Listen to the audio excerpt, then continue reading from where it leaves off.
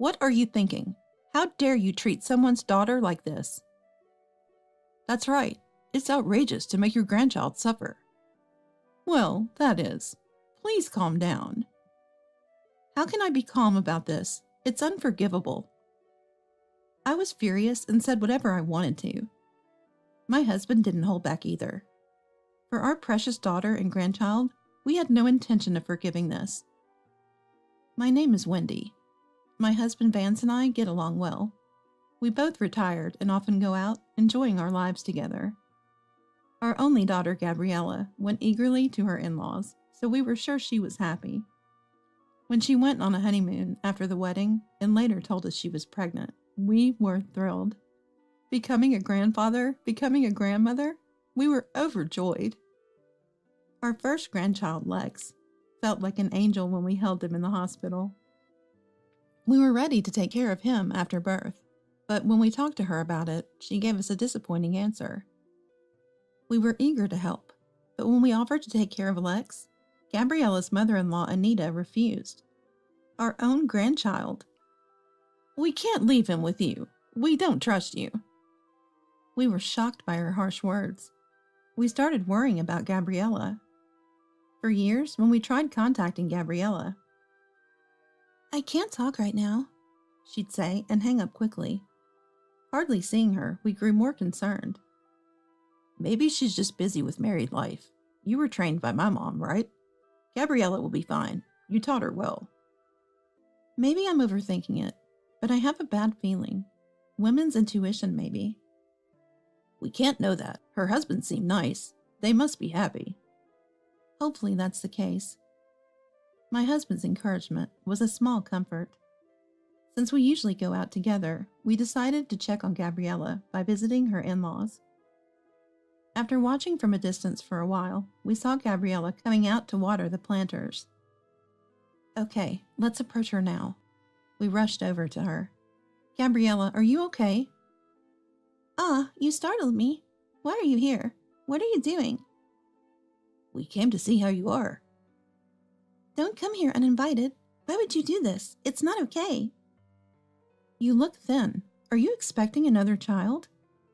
No, I'm just busy, so please leave. Gabriella was very cold towards us. She seemed frightened, as if afraid of being seen. Come on, it's been a while. Let's have a chat. There's a nice cafe nearby. Let's grab a coffee. No, I won't go to such an expensive place. It's just coffee. Let's talk, okay? As we argued, the house door opened. Gabriella's mother-in-law, Anita, refused our offer to take care of Lex. A woman in lovely clothes appeared. Oh, are you Gabriella's parents? Welcome. Was there some urgent matter? I didn't hear you were coming. Gabriella, you didn't tell me, did you? Anita smiled, but it felt like she was keeping us at a distance. Gabriella tensed up and looked embarrassed. My parents just showed up unexpectedly. I'm sorry. Well, come in then. Invited in by the hosts, we were eager to see Gabriella's life, so we attempted to enter. Oh, is that okay? Then we'll just pop in. But Gabriella seemed uneasy. No, my parents have another engagement. They should leave. I'm busy too, please. Despite being invited, Gabriella's panicked words made us leave. Finally, at her earnest plea, we reluctantly left. I told my husband on the way home that something seemed off with Gabriella, suspecting something with that Anita. It seemed my worries were spot on, and I was filled with anxiety. Worrying day in and out about Gabriella. My chronic heart condition worsened, and I ended up bedridden. Then, unusually, a call came from Gabriella. When I answered, Anita was on the other end. I'm sorry for not paying attention last time. Please come over again. We'll invite you. Anita had her good points after all. Invited by her, I felt relieved, thinking I'd go once I felt better. This might even help with my illness. When I felt a bit better, my husband and I accepted the invitation and headed to Gabrielle's in-laws' home. It was a well-kept house, so we prepared a gift and planned to greet them properly. Hello, thank you for having us. However, the one to greet us was Anita, standing like a guardian deity at the entrance. She looked terrifying, like a demon, and I was a bit intimidated. What was going on? Hadn't she invited us? Excuse me, but it's inconvenient today. We're about to have dinner. We haven't prepared enough for both of you, so please leave. We hadn't come to join their meal. That's fine. We'll wait until you're done, no problem. No, I can't let you stay without offering anything, please. Just go home for today. We came all this way, and we'd like to see our grandchild if possible. That child is still out at a friend's place. Probably won't be back for dinner. Anita seemed to be hiding something, inviting us, yet turning us away, not letting us inside. What was going on in the house? Was Gabriella safe?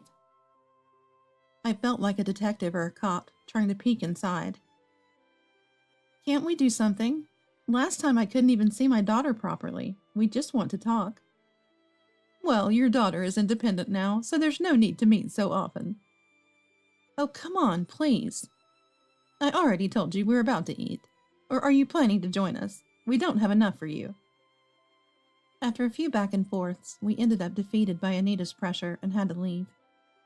I had hoped to talk with Gabriella after so long and felt disappointed.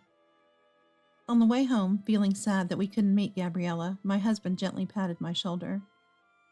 He understood me, being my life partner. It's okay. They have their reasons. Even if we can't meet Gabriella as we wish, it's fine as long as she's doing well. Well, last time I saw her, she looked so thin. I'm really worried. Maybe she's dieting. I should be the one dieting, not Gabriella. She's always been slim. Did she change her mind after marriage? Dieting? Our Gabriella? The one who loves to eat? Maybe she decided to diet after getting married. Yeah, she always liked fashion.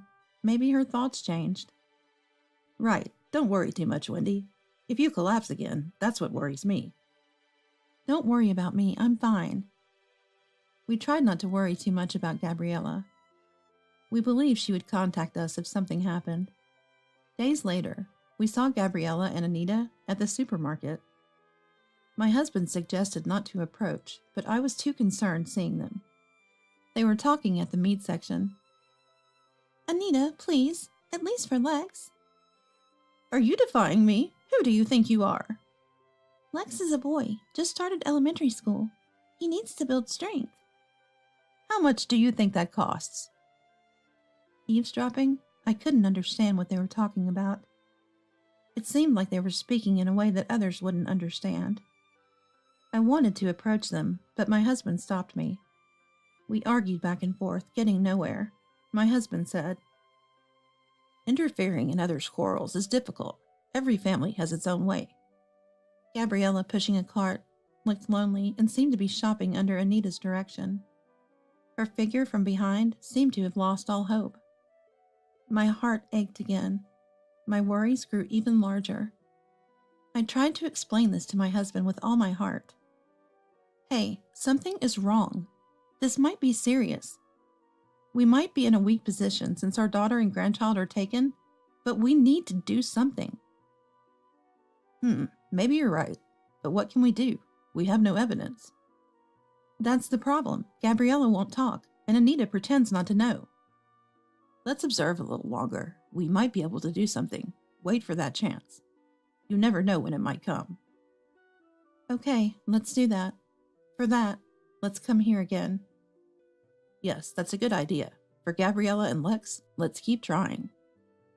We decided to regularly observe the children at the supermarket, but we hardly ever saw them. They might not come to this supermarket often. We also wanted to see Lex, so we waited at the school gates. With so many elementary students, it was hard to find Lex, whom we hadn't seen in a while. Meanwhile, our daily routine had completely changed. On the other hand, Gabriella, unable to get through to Anita, seemed to be trying to discuss her son with her husband Sid, despite being busy. Sid, I need to talk to you about something. I have dinner with the manager tonight. No time to talk. Despite Gabriella's desperate plea, busy Sid seemed not to care about home matters. It's about Lex. What, is he in his rebellious phase already?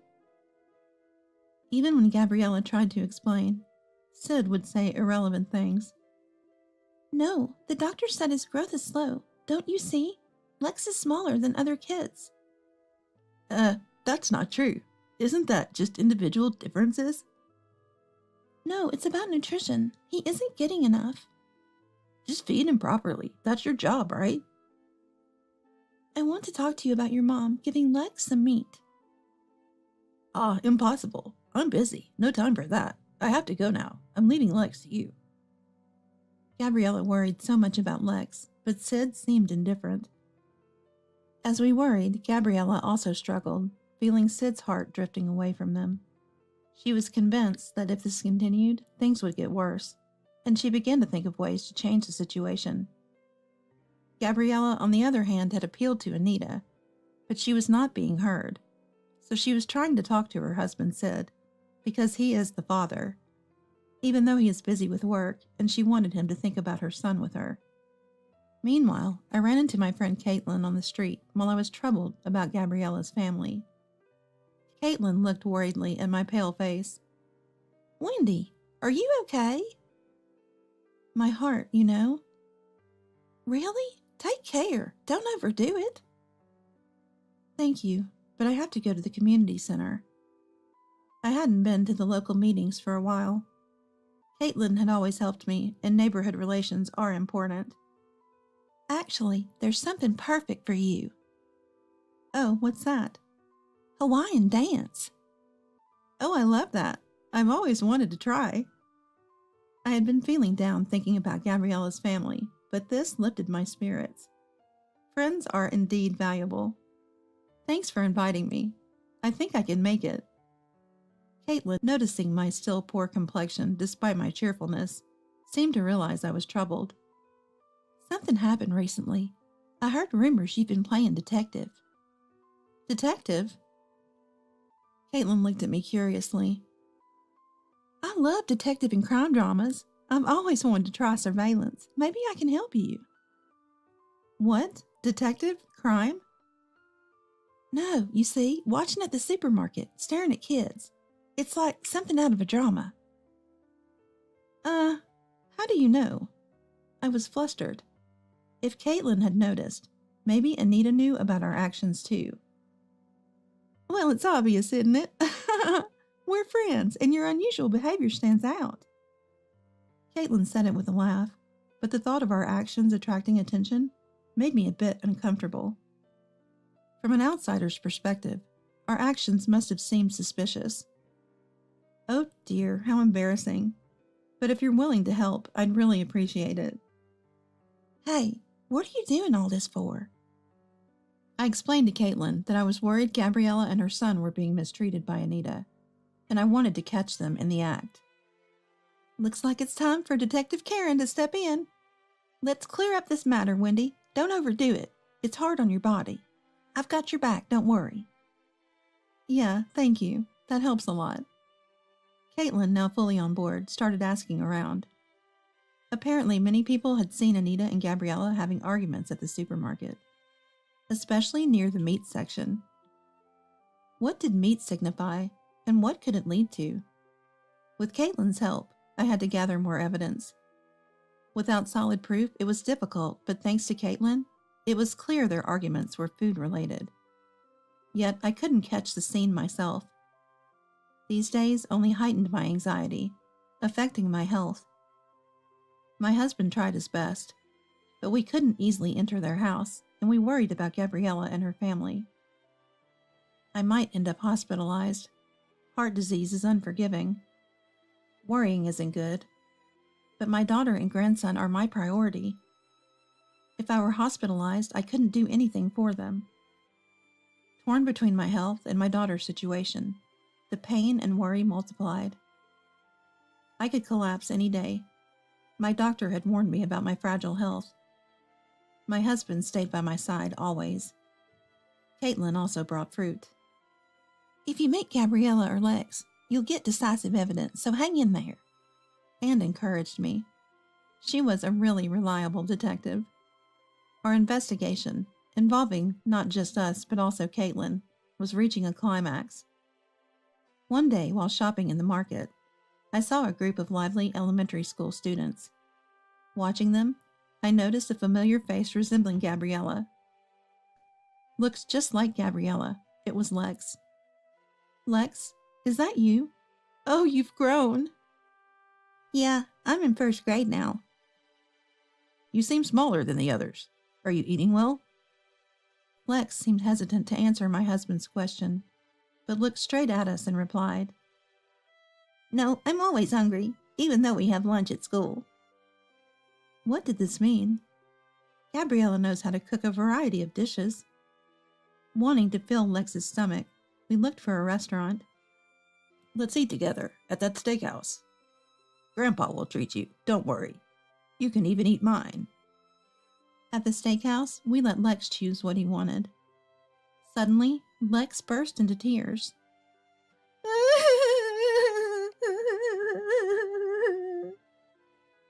So loud that we hurriedly apologized to the other customers. What's wrong? Is it bad? If it's not tasty, you don't have to force yourself, I said. Lex shook his head vigorously and said with a beaming smile, No, it's not that. It's really, really tasty. Surprised by Lex's reaction, as if he had never eaten meat before, I was relieved to see him happy. Ah, I see. That's good. You scared us.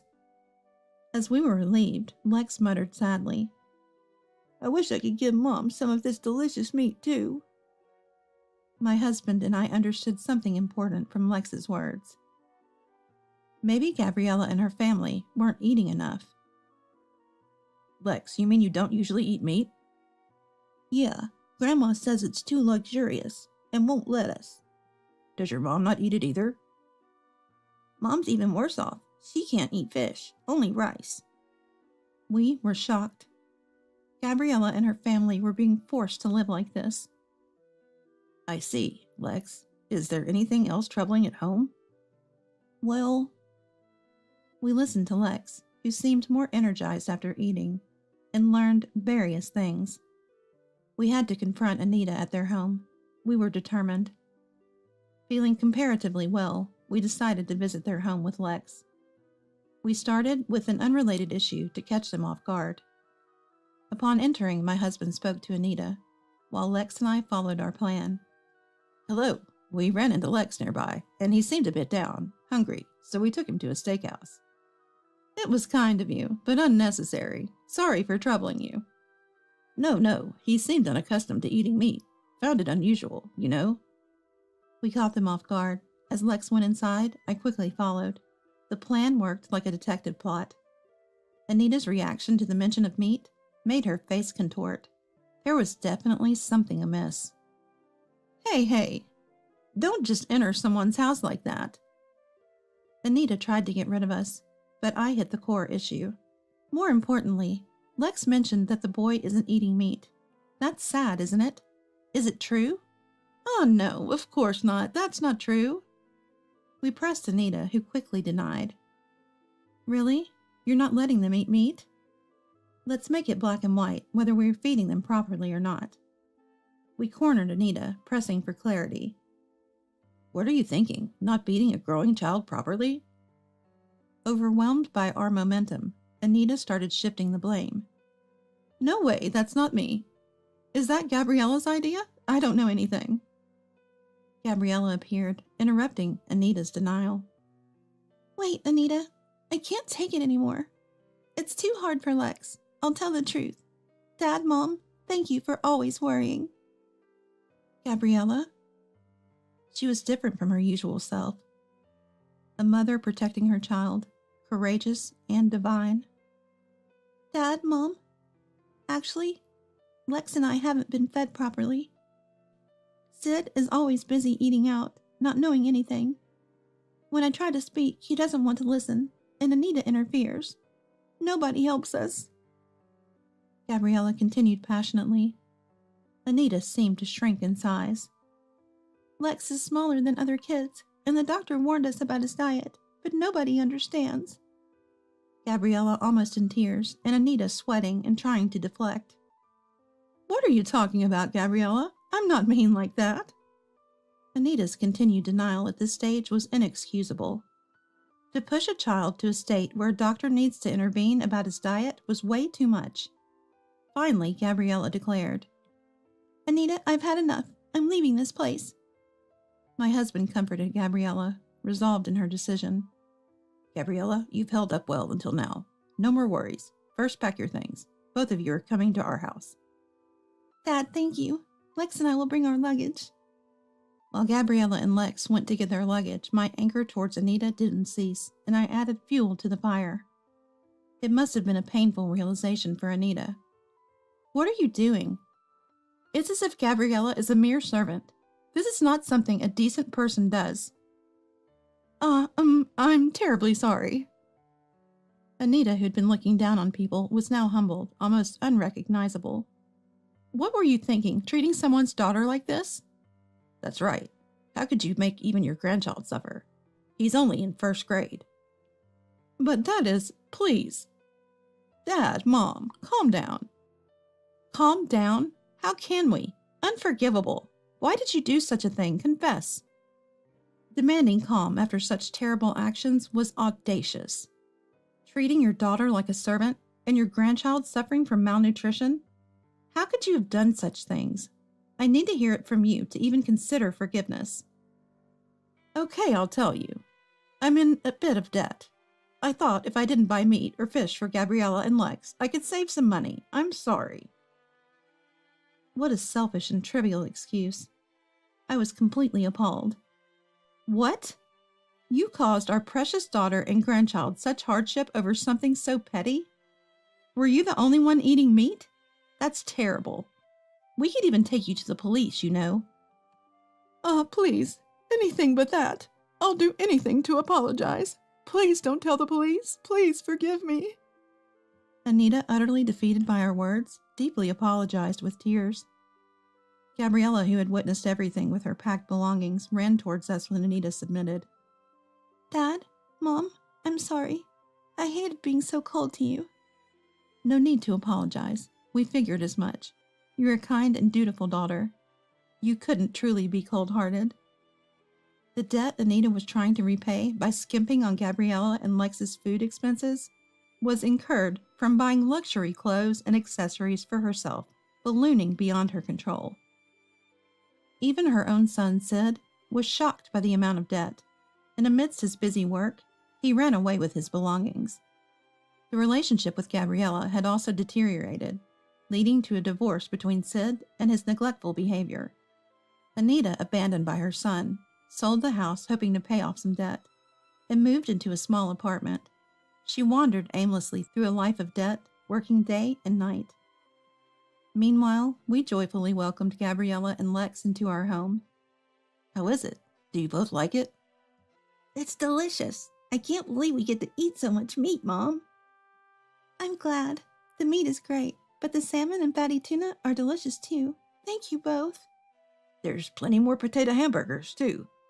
We fed them plenty of meat and fish.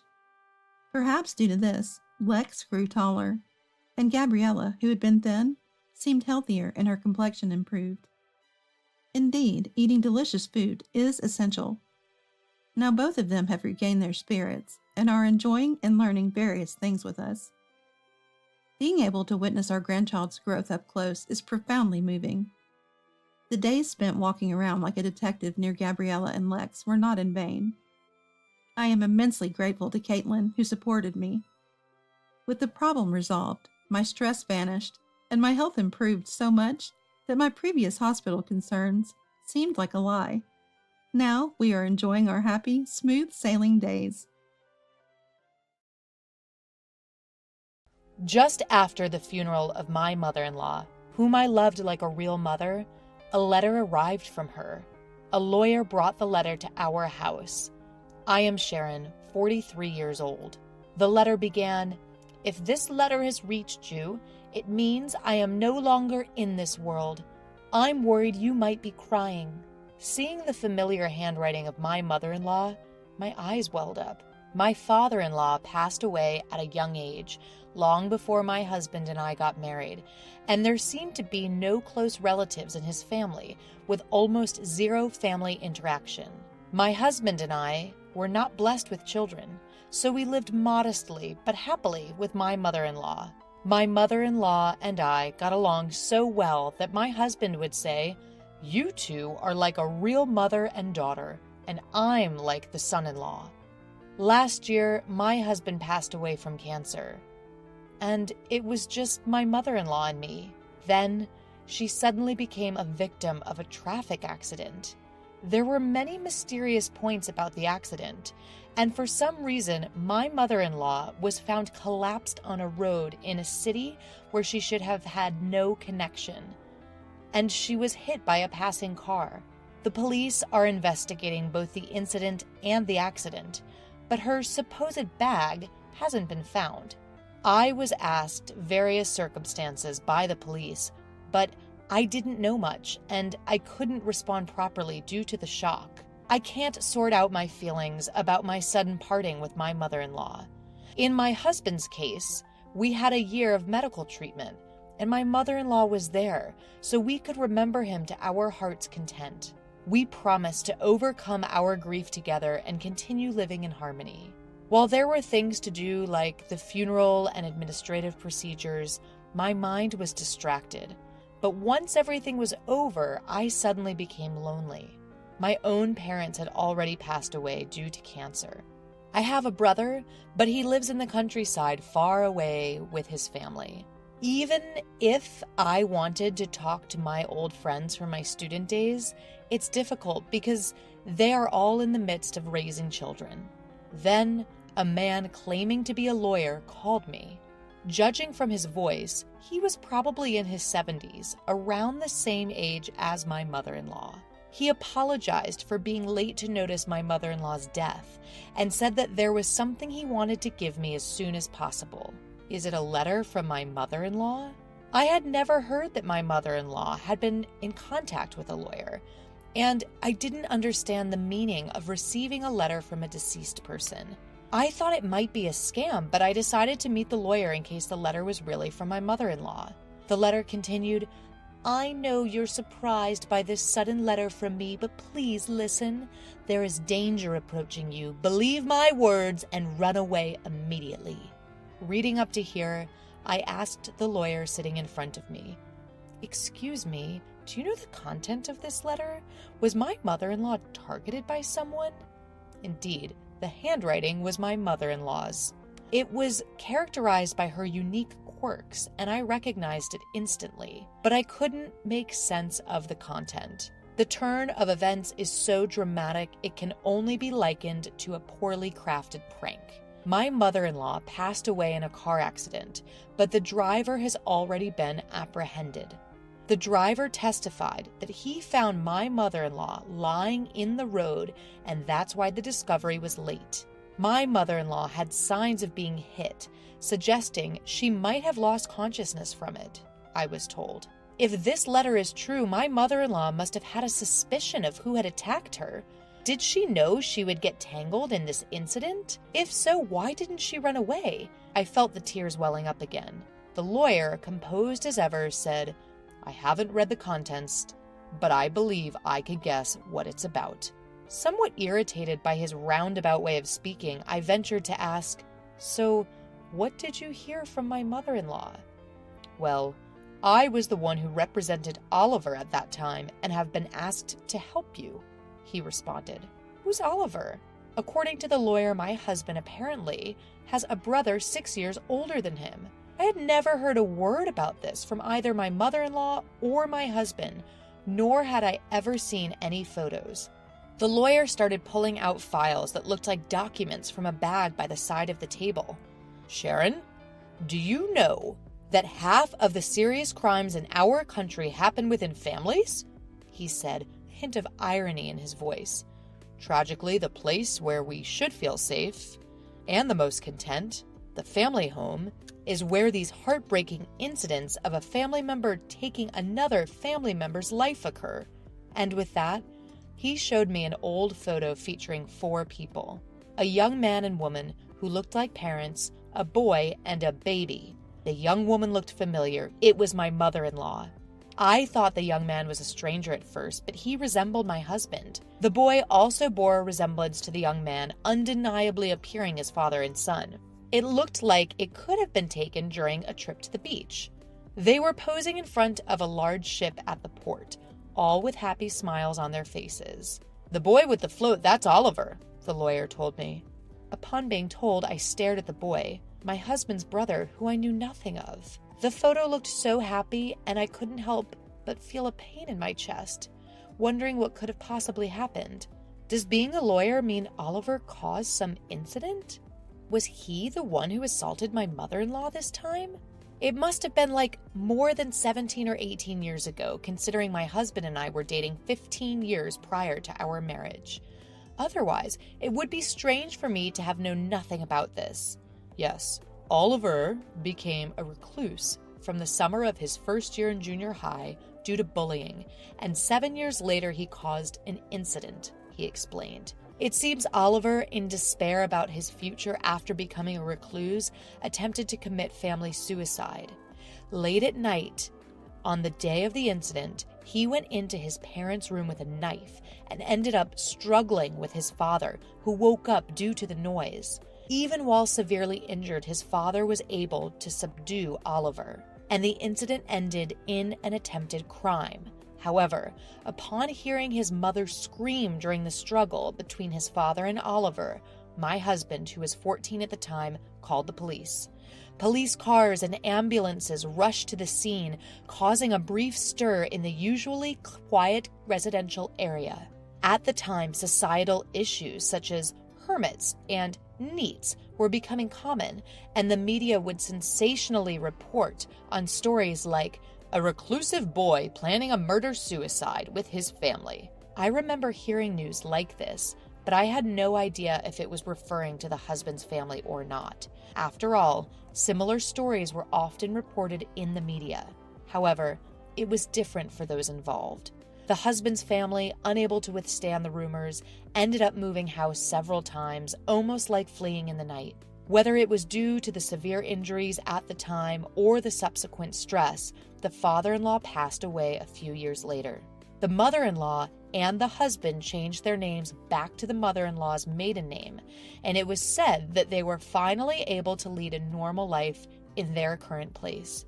Both the perpetrator and the victim are family, so there's no outlet for emotions in family incidents. You can't fully hate or detest. Any person would be confused if suddenly put in such a complicated situation. Living under the public eye, rumors, and bashing is very hard. I hope you can empathize with the feelings of the deceased who couldn't talk to you, Sharon, the man summarized.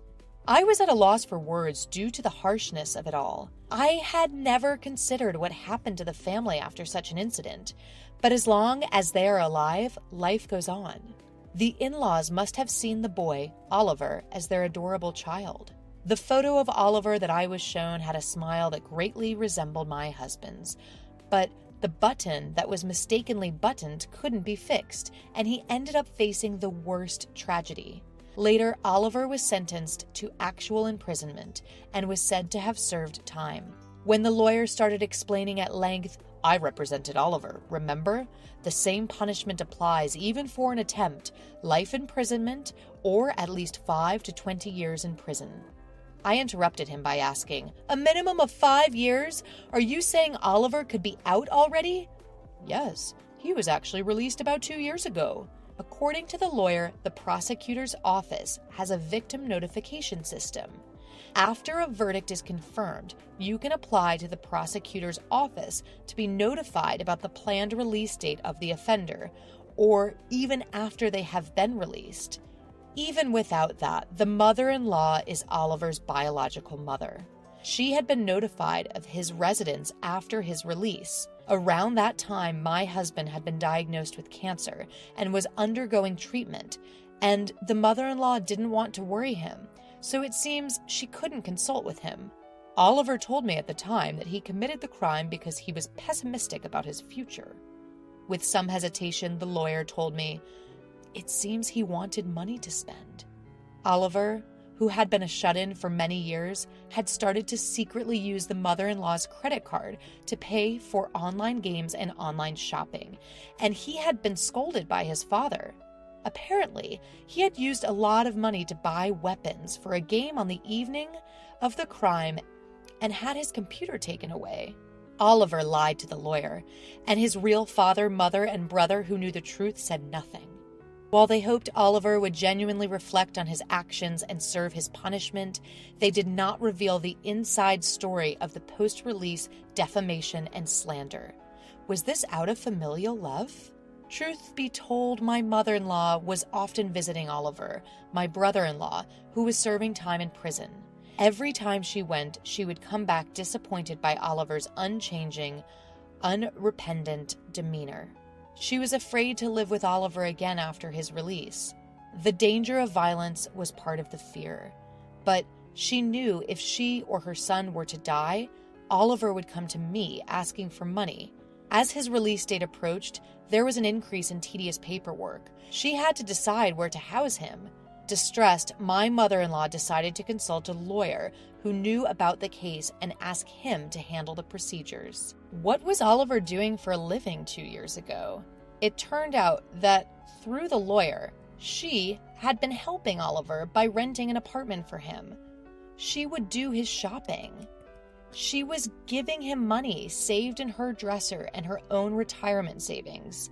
The inheritance she would receive if her son, in other words, her own child, died. After his release, Oliver became a shut-in again and did not work. Money is limited, and through the lawyer, my mother-in-law conveyed, "I can't support you forever. You need to start working on your own." But Oliver flatly refused. "Doesn't my mother love me? She's always favoring my brother. She won't give me money because my brother told her not to." He made a big fuss. The lawyer said, although it may have been an accident, the deceased was worried that Oliver might cause some trouble. He kept insisting that I give him money. Oliver became aggressive towards the lawyer as well, and seemed to be asking in detail about my mother-in-law's income and current life of his father and brother.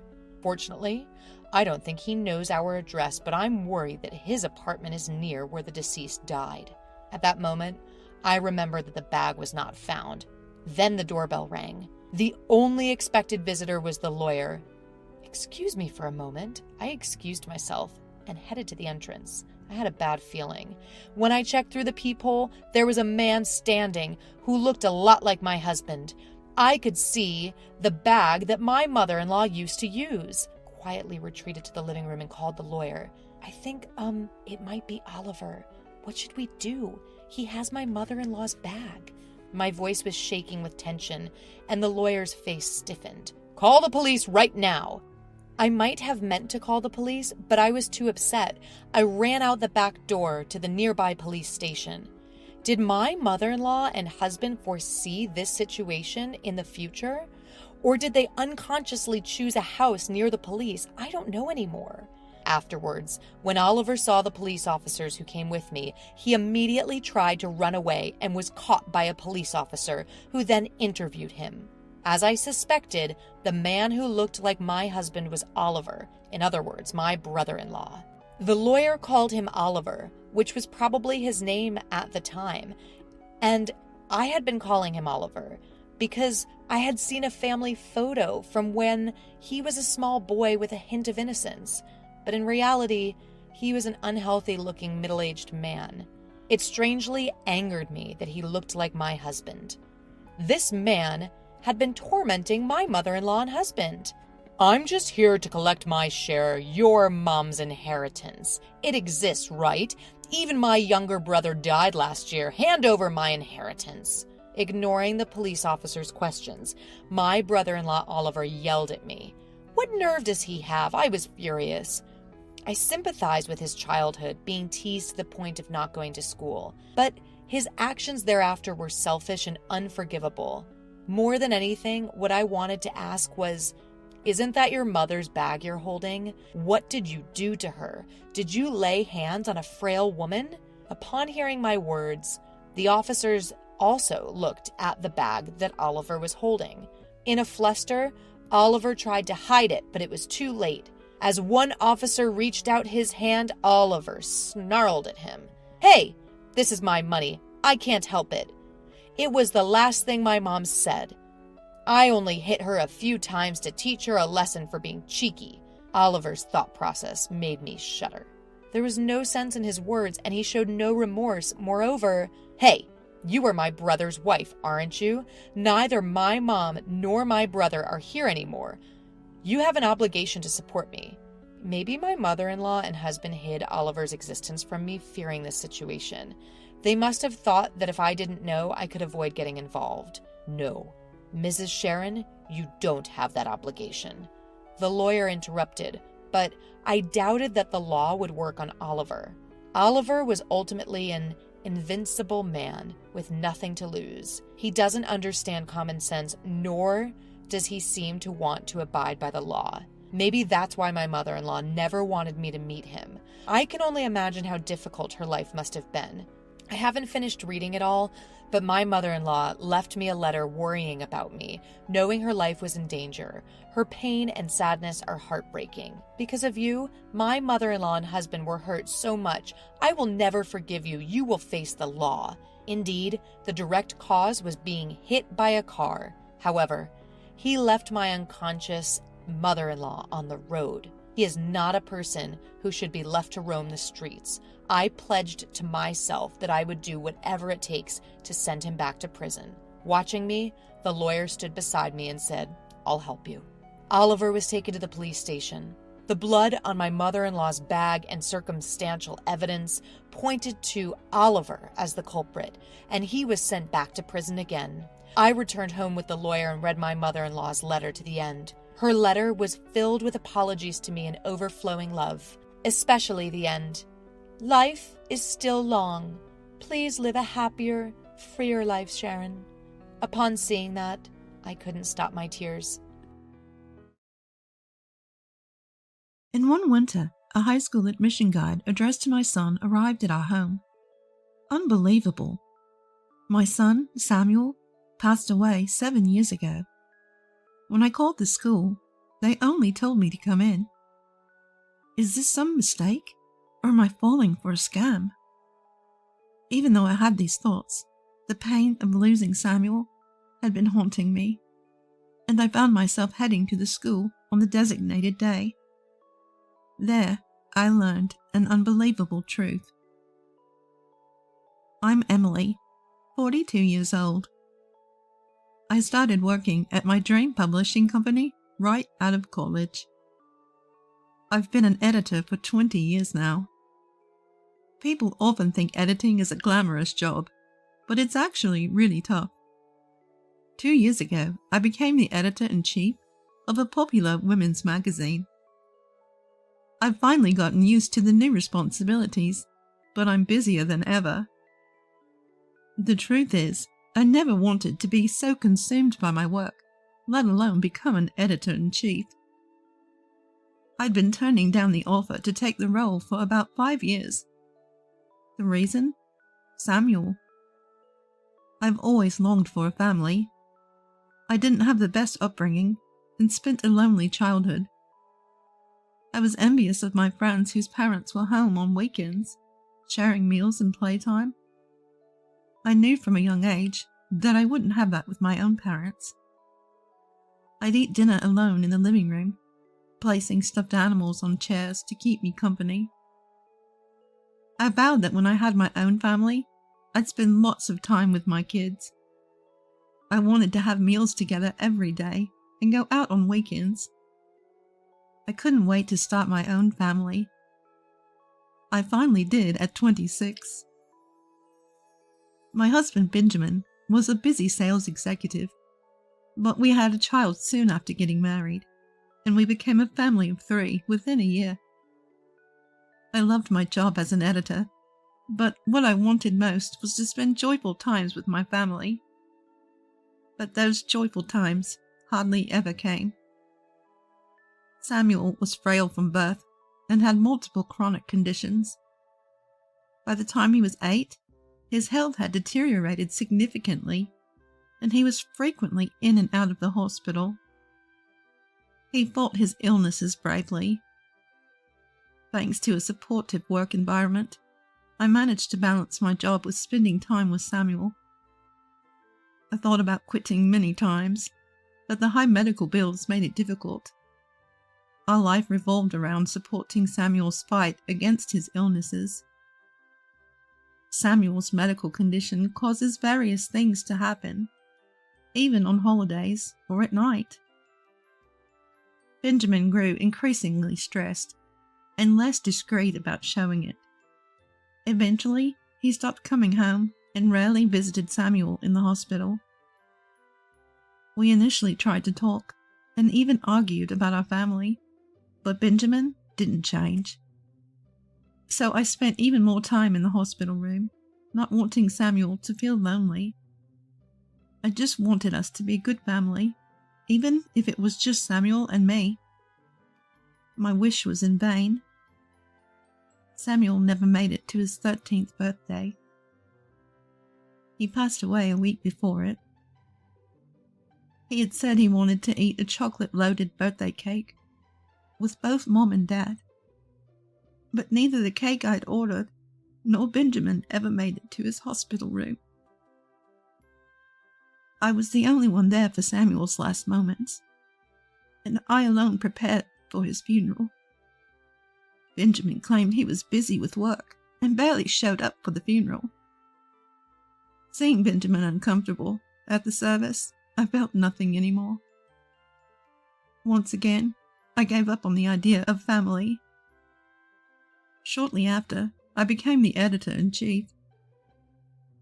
I had always prioritized Samuel, but considering my career, the previous editor-in-chief nominated me. To be honest, I never had any interest in climbing the career ladder. Family was my top priority. But now, my beloved Samuel was gone, and my husband hardly ever came home. I had no family left to prioritize. I threw myself into my work to escape the sorrow and loneliness of losing Samuel. I visited Samuel's grave often, but when Benjamin found out, he just sighed heavily. Still, I continued to place flowers on Samuel's grave. Sometimes I'd find fresh flowers there, and I thought maybe Benjamin had been visiting secretly, but I never asked him directly. 3 years passed in a blur of work. I had gotten used to the overwhelming busyness, but when I thought about life outside of work, I felt an irrevocable loneliness. Then one day, something unbelievable arrived at my home. A high school admission guide, addressed to Samuel, who had passed away 3 years ago. I knew this couldn't be possible. But if Samuel were alive, he'd be 15 now, the age to enter high school. I couldn't help but feel as if Samuel were still alive, even though I knew he wasn't. I immediately called the school. A clerk answered. "Excuse me, I received a high school admission guide addressed to Samuel, but..." "Congratulations on this occasion." "No, Samuel passed away 3 years ago." "What? Oh, please hold on a moment." The line switched to hold music after I heard a voice that sounded like someone recalling something. After a while, a different woman, who said she was a teacher at the school, came on the line. I explained the situation again, suggesting it might be a mistake. She then asked me to come in for a pre-admission meeting. Strangely, she also confirmed my name, which I hadn't mentioned. Wait, did I say my name? Then she said something unbelievable. "Your son is waiting for you." At first, I was suspicious and didn't understand, but she kept insisting over the phone. I started to feel as if Samuel were really alive. I knew Benjamin would think I'd lost my mind if I told him, but I agreed to go to the school. I knew it was impossible, but I couldn't help wanting to see even a shadow of Samuel, who was gone. On the day of the pre-admission meeting, I walked through the high school gates. "Are you Miss Emily?" The woman who greeted me had the kind voice I'd heard on the phone. "Thank you for coming today. Please, this way." She led me to the parent-teacher conference room. In the room sat a young boy, probably in middle school. His profile before he turned to face me eerily resembled Samuel, and it took me aback. "Nice to meet you. My name is Mason. Sorry for the surprise." "So, we are meeting for the first time, aren't we? You do look a bit like Samuel, but you're not him." "I apologize for the deception. I'm not your son, but I am Benjamin's son." His shocking words left me speechless. He then explained that he was the child of Benjamin and his mistress. I had suspected that Benjamin was having an affair. He was never home, and our relationship was strained. But to find out he had a child from a common law marriage was beyond shocking. Before I knew it, tears were streaming down my face. Of course, I felt sadness for myself, but I also felt sorry for Mason's situation. Actually, I knew about his circumstances. We have an academic test for class placement for new students. That's when he told me about his situation, and that he knew about you. He asked me to invite you here. The teacher deeply apologized, but I had no intention of blaming her. Thank you for caring for him. I already felt like he was a son to me. Afterward, Mason and I moved to a nearby park to talk more. He detailed his life circumstances. His mom, Ava, was a colleague of Benjamin's. They were in a common law marriage and hadn't officially tied the knot. He was an unplanned child, and both parents considered him a burden. He found out about me by secretly checking Benjamin's phone. "I wanted to know what kind of person you were, so I followed you and saw you at the grave. I learned I had a brother." I asked, suspecting the answer, and it turned out that the unfamiliar bouquets occasionally placed at Samuel's grave were from him. The shock that it wasn't Benjamin was overtaken by my gratitude and affection for Mason. Thank you so much. "I didn't know anything about him, so all I could think to do was leave flowers." Your brother was a very kind boy, just like you. "I wish I had a brother. It would have been fun." Mason then shared his current family situation. His mom, Ava, was education-focused and had strictly made him study, but he hadn't achieved any special grades. Since then, he felt mostly neglected. Neither his dad nor mom ever attended school events, and there was hardly any conversation at home. Even meals were not prepared for him. It was clear he was starved for parental love. Yet Mason seemed to me like a straight arrow, kind young man despite it all. "I can't ask you to be my mom, but I'd like you to attend the orientation for incoming students in place of my mom. I'll, of course, thank you for it. And if you want to get back at Dad and Mom, I'll help." I decided to take revenge, not just for my own bitterness, but also for the hardships Mason had endured. Mason already had several pieces of incriminating evidence, and we decided to confront them with it. I waited at the house where Mason lived, timed to their return from a trip. Both Benjamin and Ava were visibly shocked when they saw me. I slammed down the evidence Mason had given me and calmly demanded a divorce and compensation. In a panic, Benjamin pleaded, "I have no intention of marrying her. I don't need an underachiever like him either, so drop the divorce and the compensation claim." My anger exploded when Mason was called an underachiever, and before I knew it, I was pounding the table. I don't need a person who neglects their own child. Shortly after, a representative from Child Protective Services, whom Mason and I prearranged, arrived. Mason explained his situation. Benjamin and Ava were thoroughly blamed, but had nothing to say in their defense. Later, I received the compensation I had demanded from Benjamin. Not only did Mason declare he never wanted to see Benjamin again, but Benjamin's parents also disowned him when they learned of the situation. Rumors about what Benjamin had done to Mason eventually spread to his workplace.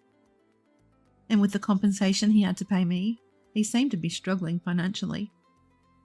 Mason chose to be taken into care by Child Protective Services, saying they were better than Ava. Benjamin's parents, who were genuinely kind and decent people, offered to become Mason's guardians, and I gladly agreed. Of course, I attended Mason's orientation for incoming students as promised. Seeing Mason with his new backpack, smiling, filled me with warmth, as if I were watching my own son. At orientation for incoming students, the teacher who let me meet Mason approached me. The teacher was happy to have me there. I imagined that this is how it would have been if Samuel were alive. Not just Samuel, but both Samuel and Mason, smiling together. If it weren't for Mason, I might still be drowning in loneliness and work. Mason, congratulations! Thank you so much for coming. Thank you for finding me. We celebrated the day as if we were a real family. I have a gift for your enrollment. I told him I planned to use the compensation from Benjamin for his college expenses and encouraged him to enjoy high school life.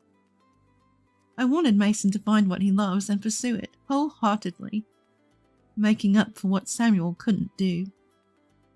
Hearing this, Mason cried tears of joy. Despite everything, I've continued to interact with Mason after the orientation. I think of him as another Samuel, growing up and becoming more mature.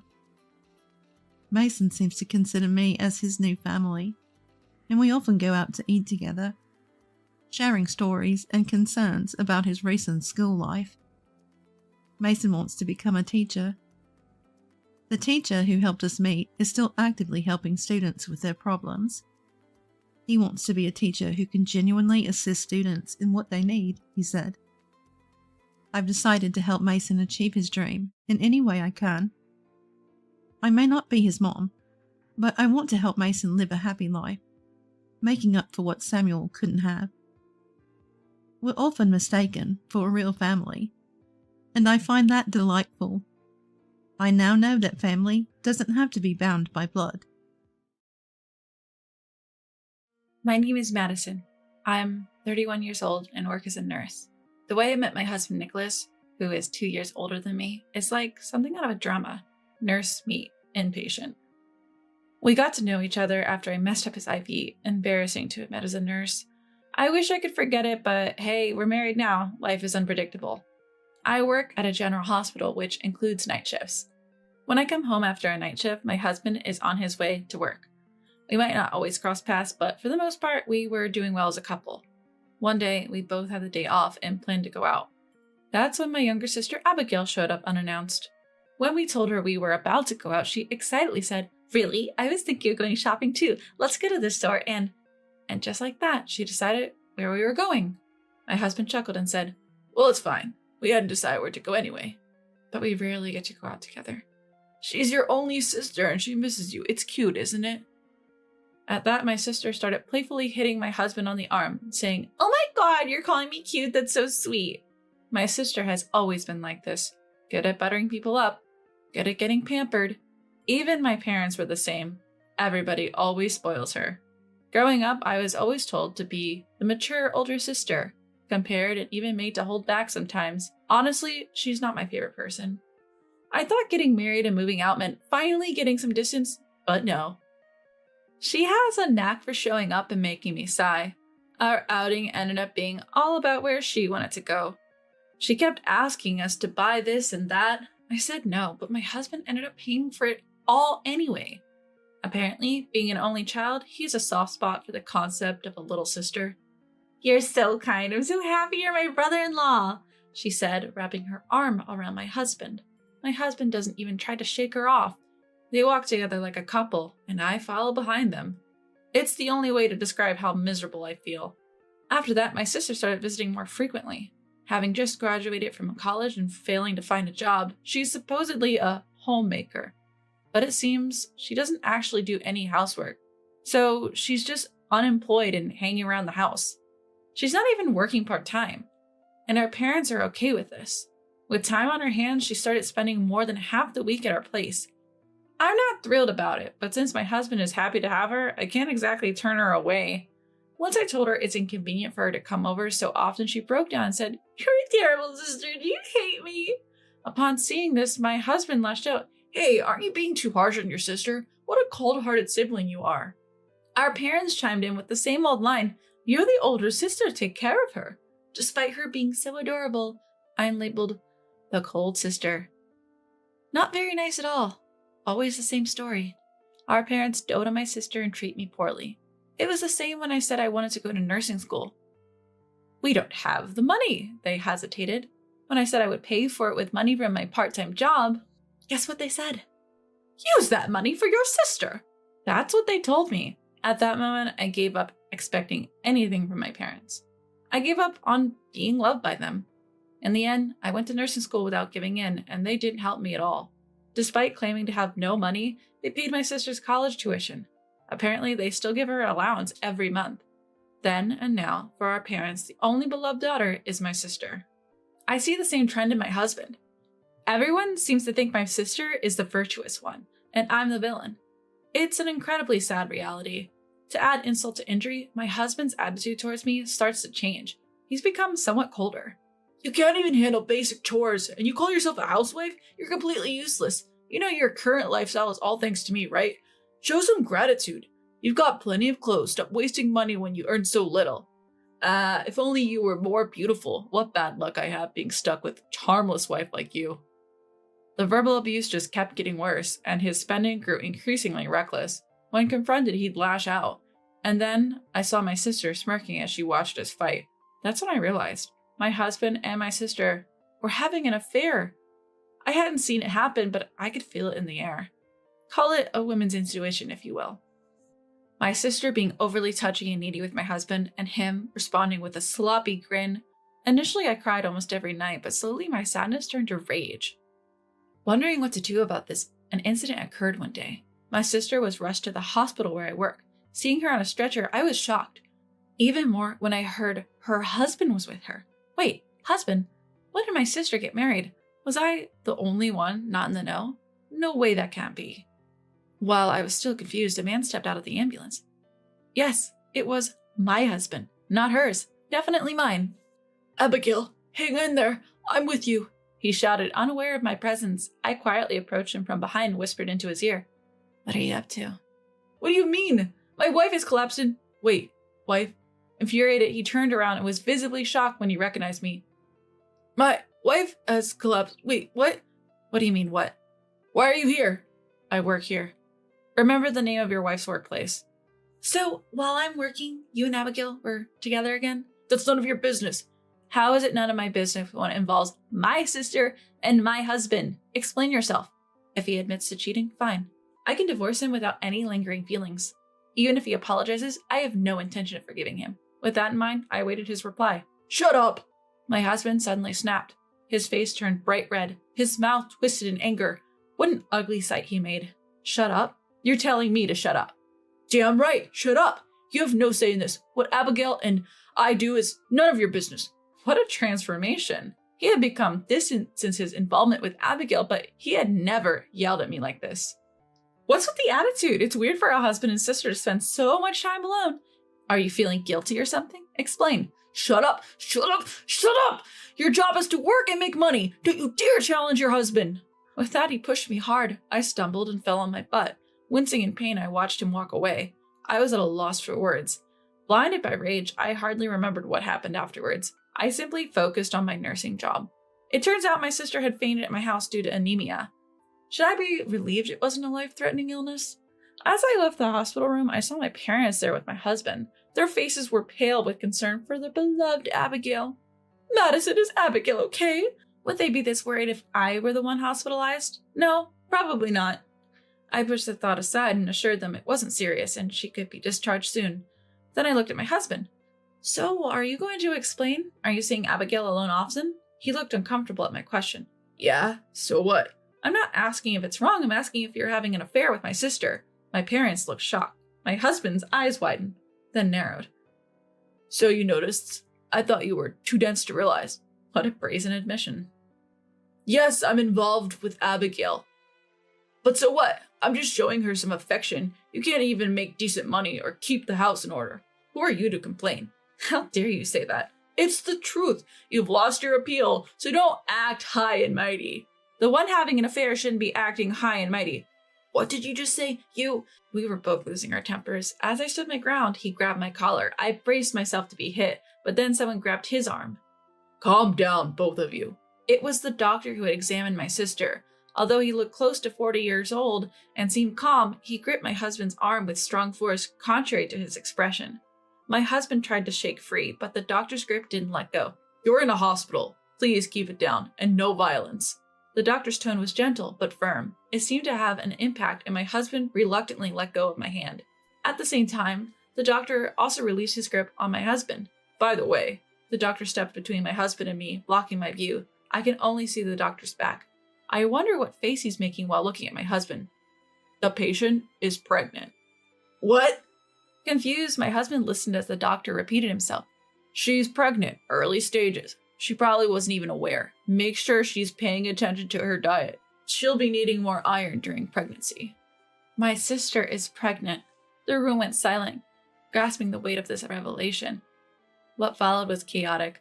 My sister, now discharged, was pampered like a princess back at her parents' home. Being the first grandchild, our parents were ecstatic beyond words. As for my husband, he showed no remorse.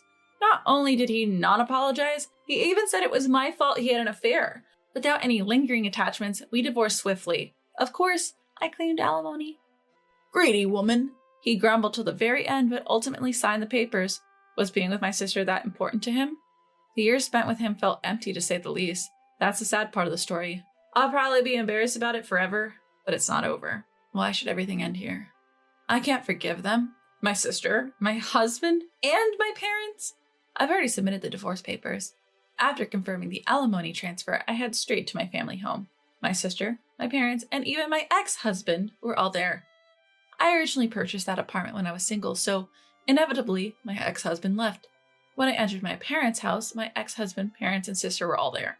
I've confirmed the alimony payment and submitted the divorce papers. Oh, really? My ex-husband was as indifferent as ever. We've submitted our marriage registration too. I'm Abigail's husband now, so stop bothering us. Who said anything about bothering? How can he act so high and mighty after having an affair? Even more, why is he so full of himself? I don't have any ounce of love left for him. His delusional comments are making me sick. I pulled out a letter-sized envelope, my face stern. So, shall we begin? What's that? I have to say, I'm impressed. I spoke up, cutting off my husband's puzzled question. I eagerly pulled out a thick stack of papers from the envelope. There were also small bundles of paper. I placed them on the table and tapped them with my finger. Never thought you'd be raising someone else's child. You're practically a saint, aren't you? What? My husband furrowed his eyebrows, clueless about what I was getting at. I sensed my sister catching her breath. Ignoring them, I spread the papers out. What's this? It's the result from a private investigator, I answered while they were still asking. No time to waste. A private investigator? Why would you? Hold on, don't rush me. These papers have all kinds of information about Abigail. About Abigail? My husband looked at my sister's face. It seemed to have turned slightly pale. What exactly are you? It might not matter to Mom and Dad. The child is Abigail's after all. Huh? This right here is about the man Abigail is dating, I said, showing them a photograph. It featured my sister arm in arm with a man. It wasn't my ex-husband. Huh? What? My bewildered ex-husband and parents, my sister lost for words. The moment of revenge. Surprise! The child in my sister's belly is this man's! I grinned and declared loudly, What? What's going on? Abigail, what is this about? I pressed on against the stunned trio. The truth is, Abigail has been dating this man. The child is unmistakably his. Weren't you two using contraception? Well, yes, but contraception isn't absolute. True, nothing is absolute, but the timing doesn't add up based on what I've heard. That's not absolute either, but the timeline for her relationship with this man aligns perfectly with her pregnancy. So chances are, when I saw proof of my husband and sister's affair, I stumbled upon an unexpected revelation. Stop making stuff up. I don't know this man. That's right, Madison. You can't ruin a relationship with lies. Oh, really? So is this picture photoshopped? I spread out a couple of pictures on the table, one showing my sister checking into a hotel with a man and another showing them leaving. Then I spread out a slew of lovey-dovey pictures that obviously couldn't have been edited. Wow, look at you two all cozy. What are you doing? Clean this up. Throw them away. Don't worry, I have digital copies. I can make as many as I want. Are you kidding me? My sister is panicking. This is getting fun. I should mention that this relationship between my sister and this man dates back a few years, since Abigail was in college. Wait, that long ago? Abigail, you said you didn't have a boyfriend. I don't, I swear. Well, can't really call him a boyfriend, can we? Because he's a married man. He's... what? Married? My ex-husband's voice cracked. What's there to be surprised about? You were married too. Seems like my sister has a thing for married men. Abigail, you were serious about him, weren't you? You wanted to have his child, didn't you? You wanted a child because he wasn't going to leave his wife, am I right? My sister was silenced by my questions. I looked at my ex-husband and pointed sharply at him. So, you're just a convenient option. What? My ex-husband's eyes widened. Pretty impressive considering you'd marry and raise a child that isn't yours. Well, it's not the child's fault, so you better take good care of them. Wait, if that's true... If what's true? Let's start over. What? I was caught off guard by a sudden statement. What's he talking about? Start over? Yes! If Abigail's child isn't mine, then I'll break up with her. Why should I raise someone else's child? So why would you want to start over with me? You still love me, right? I can put up with your quirks if you continue to provide for me as you have. Bang! I couldn't take it anymore and slammed the table. Photos and documents flew everywhere. I glared at my ex-husband. You've got to be kidding me. Ah! You think I'm so stupid that I get back with the man who cheated on me with my sister? Love you. I think of you as less than trash. Even if you'd offered me $1 billion, I'd say no. Ew, really? A sleazy man who hits on his wife's sister and a sleazy woman who would let him raise another man's child? You two are a match made in heaven. Just stay out of my life. That goes for you too, Mom and Dad. I'll find happiness without any of you. I left my family home after dropping these words. Wait up! My ex-husband desperately tried to catch up to me. He reached out his hand to me, but it was intercepted by someone else. Who the heck are you? My name is David. I won't allow anyone to harm Madison. It was the doctor who had treated my sister before. David. He had saved me that day from my ex-husband's blow. We became close while I consulted him about various issues. David, who also experienced divorce due to his wife's infidelity, he confessed his feelings for me. I was shocked. I asked him to wait until the divorce was finalized. He respected my wish. He had been waiting outside today, concerned about the meeting. I'll call the police if you try anything, and if you cross the line, I'll sue you right away. But Madison, please wait. I was wrong. So wrong. I grinned at my weeping ex-husband. Thanks to you and my sister, I met him. Thank you. I'm going to be happy with him. My ex-husband slumped as he watched me hug David. After that, we DNA tested my sister's child after its birth. As suspected, the child was not my ex-husband's. My sister and ex-husband ended up divorcing. My sister had to pay damages for her affair once her lover's wife found out. She's now reluctantly working night shifts. As for my parents, they dote on their grandchild, believing blood is thicker than water. It seems their love has shifted from my sister to her child, and my sister doesn't like it. I'm being neglected, my sister complained, but I don't care. Her child is likely to follow in her footsteps. I wonder what my aging parents will do then. Not my problem. Word got around at my ex-husband's workplace about his affairs and quick divorce, so now he's ostracized. He got uncomfortable and quit his job. Then he hopped from job to job, his mental state deteriorating, and eventually became unemployed. Nobody knows what he's up to now. A mutual friend told me this, but honestly, I couldn't care less. He brought this upon himself. Oh yeah, right. As for me, my relationship with David is going well. We are cautious about moving forward because we both have been cheated on, but his sincerity has eased my worries. I'm pretty sure the day I become Mrs. Johnson isn't far off. Wow, what's this? Can someone come here quick? And the loud yell from my husband echoed from the bathroom.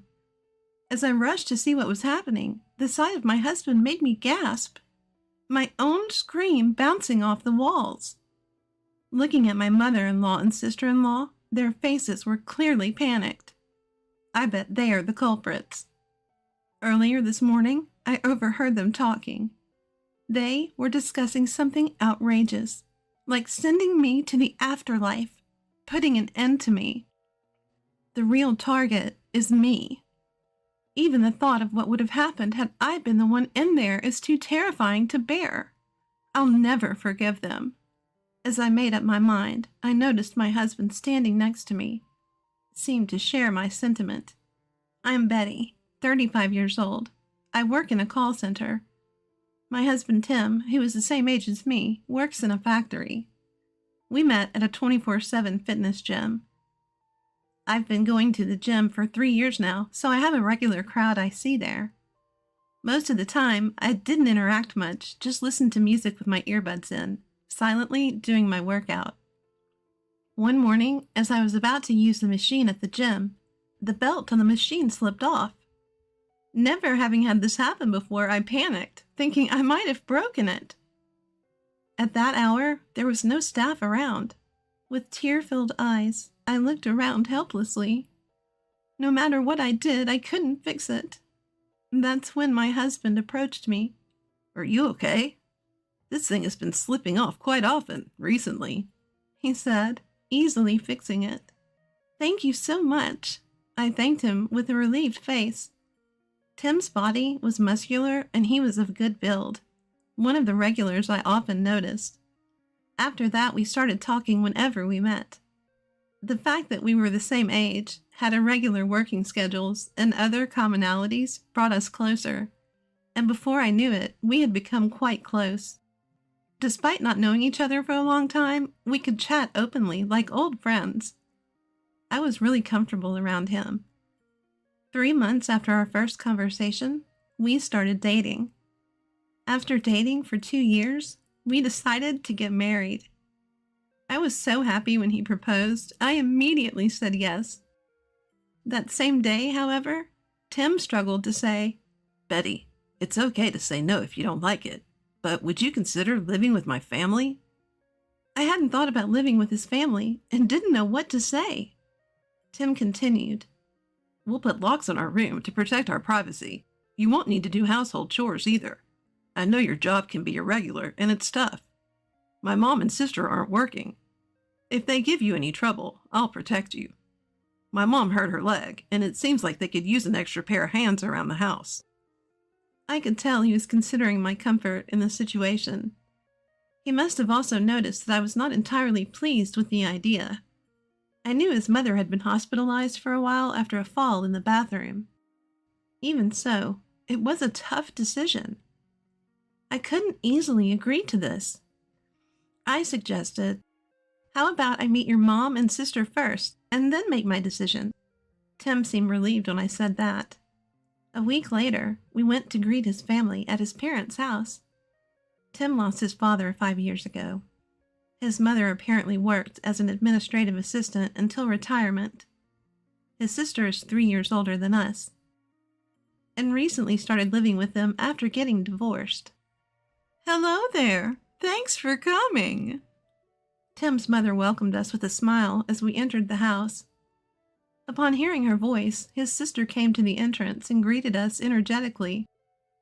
Nice to meet you. I'm Tim's sister. Congratulations on your marriage.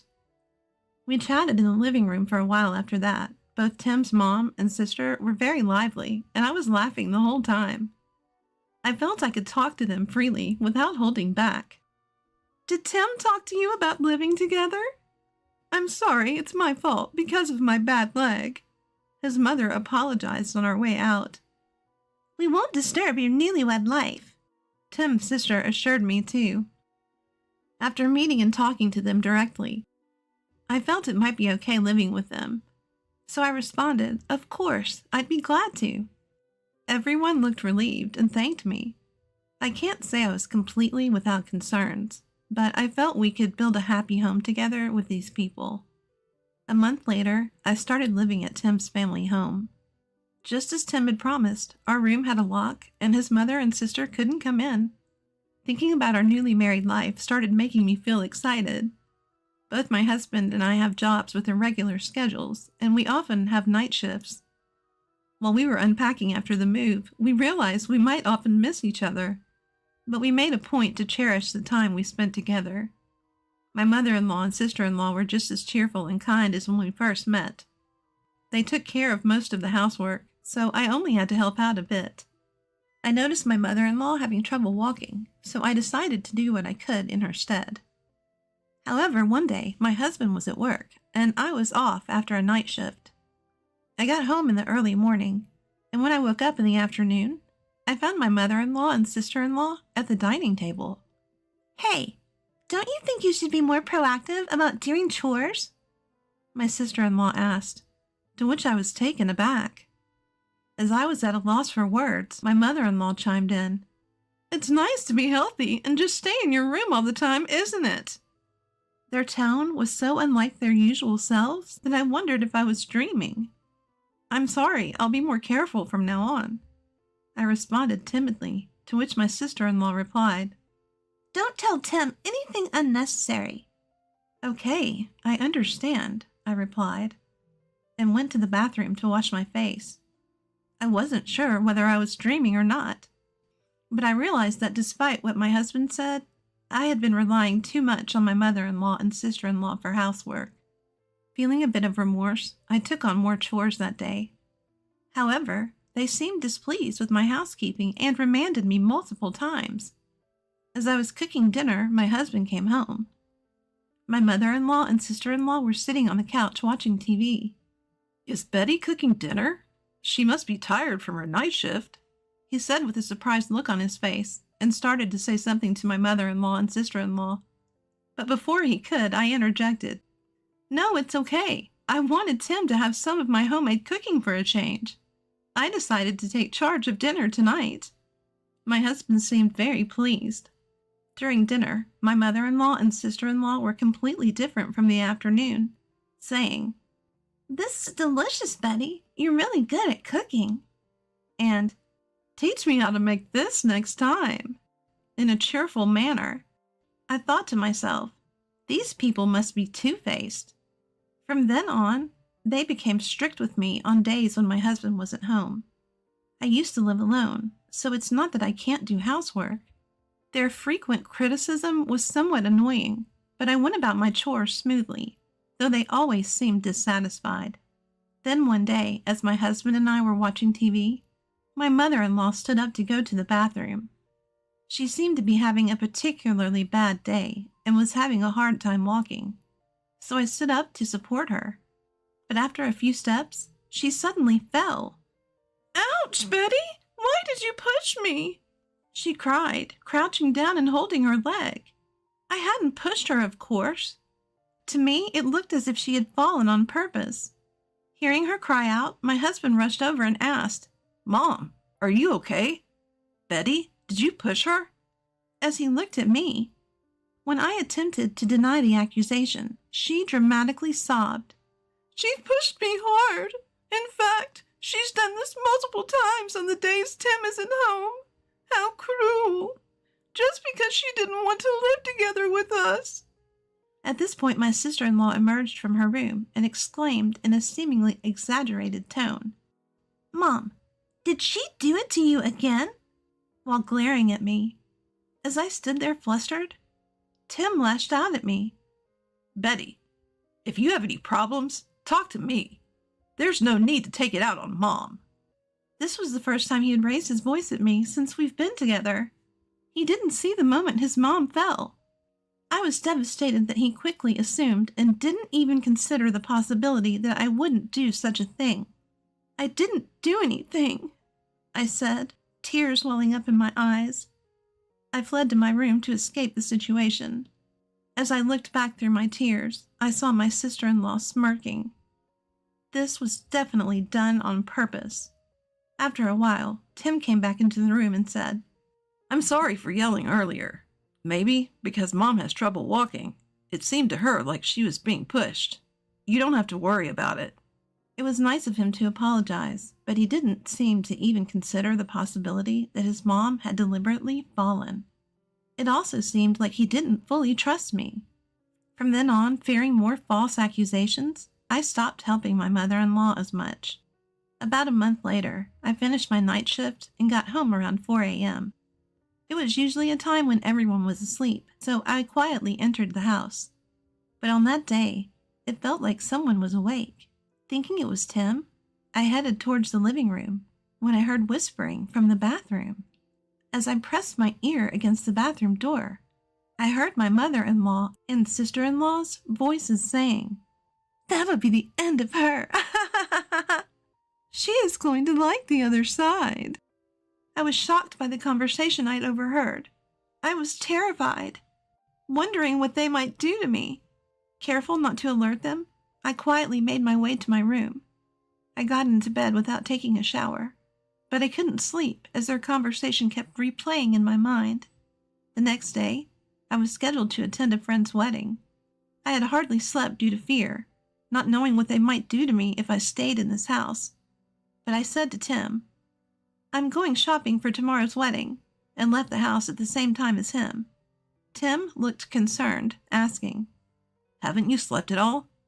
That day, I decided to contact him so we could have dinner together and return home. I couldn't bring myself to tell Tim about what I overheard in the morning. When we got home, Tim said, "There's a show I want to watch tonight," and sat down on the couch. Seeing this, my mother-in-law, seeming overly pleased, said, "Betty, you have a wedding to attend early tomorrow, right? Why don't you take a bath first?" I thought it was odd for someone to suggest that I take a bath. I usually am the last one to bathe. Suspicious, I went to check the tub and found some kind of black liquid floating in it. I couldn't quite figure out what it was.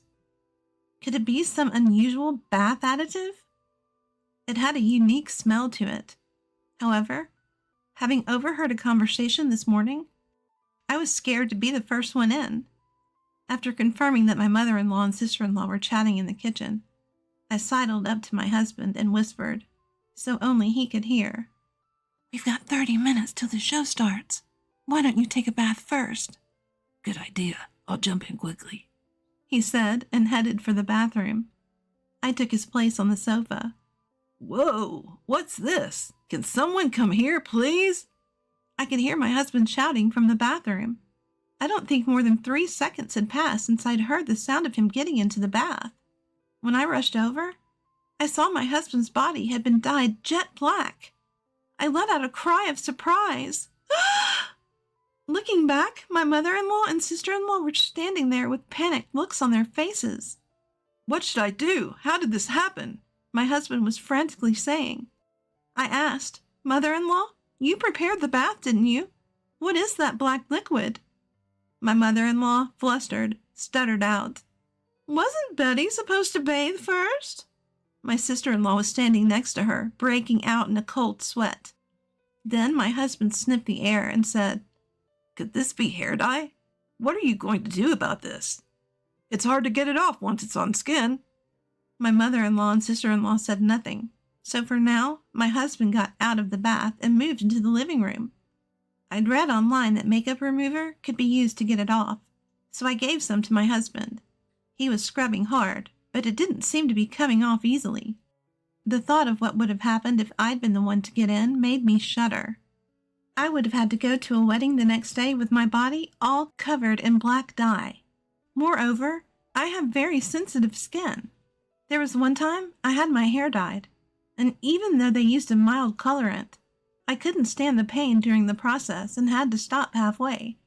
My scalp was severely irritated, and I felt unwell for a while after that. If I had gotten into a bath filled with hair dye, getting dyed black all over would have been the least of my problems. Most likely, I would have broken out in itches and pains all over my body, which would have been a terrible ordeal. Scrubbing hard to get it off would probably severely damage my skin, too. Knowing what they did, The thought that my mother-in-law and sister-in-law were involved is horrifying. I helped my husband Tim, vigorously scrubbing the hair dye off his skin. Watching us desperately trying to remove it, my mother-in-law and sister-in-law were whispering frantically to each other. Though we couldn't completely remove the stain, we managed to make it far less noticeable. Then I said, "Mother-in-law, sister-in-law, Tim, I need to talk. Please sit here at the dining table." I prompted them to sit down. "The two of you were in the bathroom this morning around 4 a.m., right?" When I mentioned that, my sister-in-law quickly responded, "What are you talking about? We were obviously sleeping at that hour." But it was clear she was flustered. When my husband asked, "What were you talking about?" I told him. They were saying things like, "Betty's done for. She's going to the other side." Surprised, Tim said, "What? What does that mean?" His mother retorted, "Were you dreaming or something? There's no proof of such a thing." Then I pointed to my husband and said, "This is the proof. When we got home, you suggested I take a bath, didn't you, Mother? I found that strange. I had mentioned that I have sensitive skin, and our wedding is tomorrow, remember?" My sister-in-law snapped back, "Oh, come on. It was just a little prank." "A prank?" Tim asked with a stern face, leaving my sister-in-law silent. Then his mother childishly complained, "It's Betty's fault. She doesn't help around the house at all." To this, Tim shouted back at his mother and sister, "Are you serious? Betty is working. She does the chores whenever she can.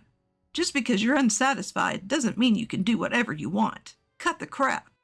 "I've been putting up with your unreasonable behavior all this time. Do you have such resentment against me? This isn't something that can be brushed off as a prank. I will never forgive you for this," I said.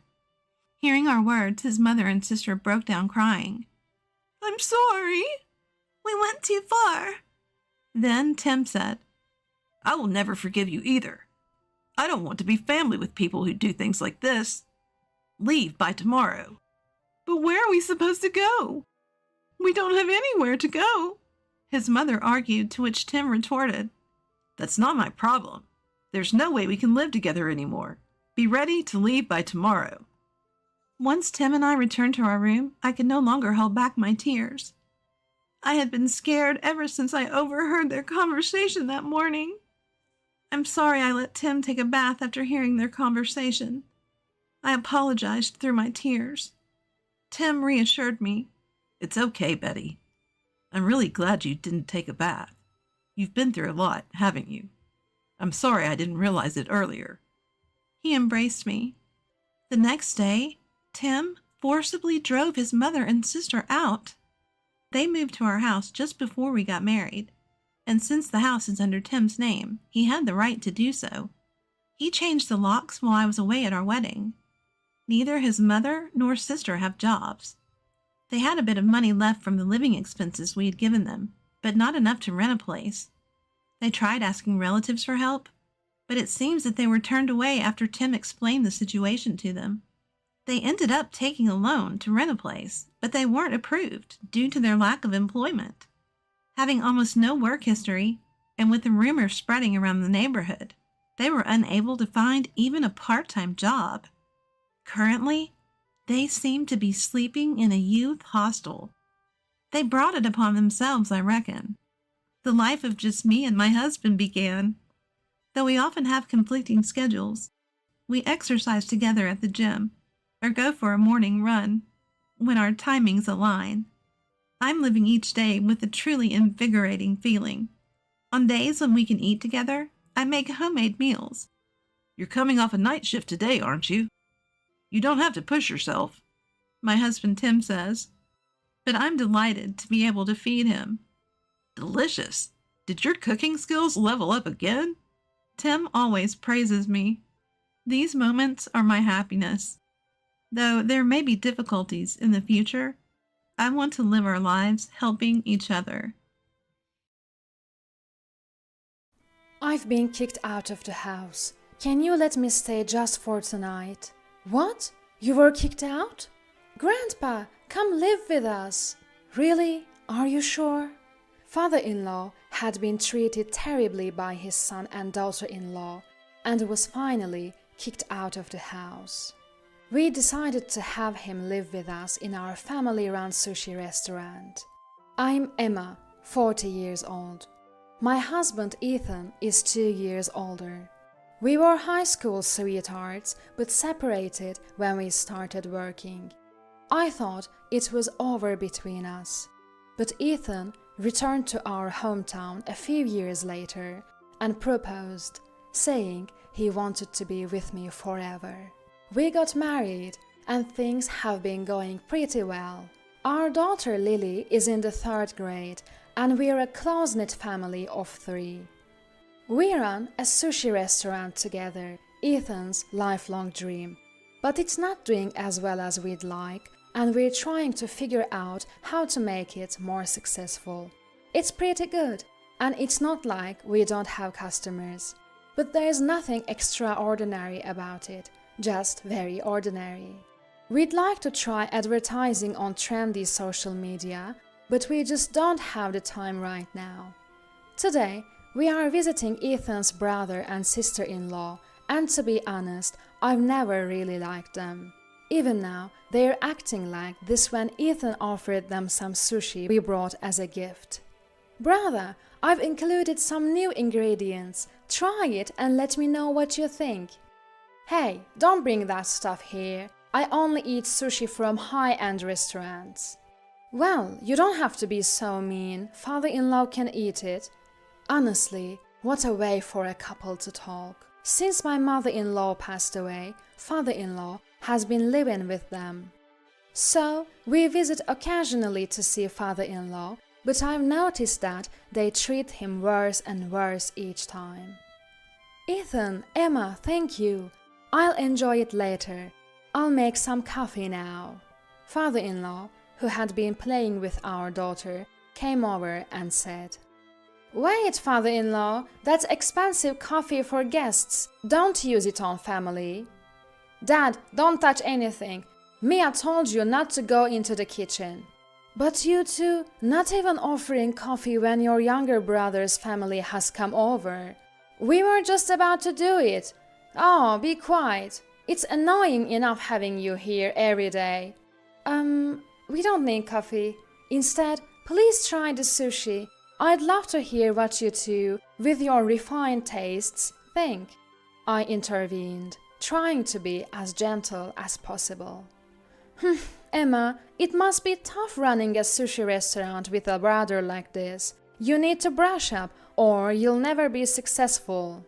Brush? No use using English words. A failing sushi restaurant must be drowning in debt and on the brink of bankruptcy. We do have debt, but we are paying it off little by little. My husband snapped back at his sister-in-law's harsh words. Ignoring my husband, she continued to me. You should have married an elite banker like me. It's sad how different the two brothers turned out. Exactly. If you'd followed my lead, you'd have a better life. A sushi restaurant from a dream since you were fishing with Dad. Both of you, stop it. Why do you keep saying such awful things? Father-in-law spoke up, unusually stern. But it seemed that my brother-in-law and his wife couldn't forgive father-in-law for defending us.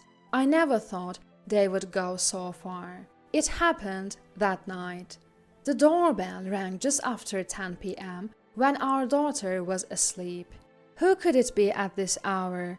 I'll get it. When my husband went to the door, he exclaimed, Dad? What's going on? I rushed over when I heard his surprised voice. Oh, I'm sorry for coming at this hour. I've been kicked out of the house. I hate to ask so suddenly, but could you let me stay just for tonight? What? You were kicked out? He told us that after we left my brother-in-law's house, this had happened. Hey Dad, what was that earlier, defending Ethan and them? Well, you two were saying such terrible things. You know we're only taking care of you because we have to, right?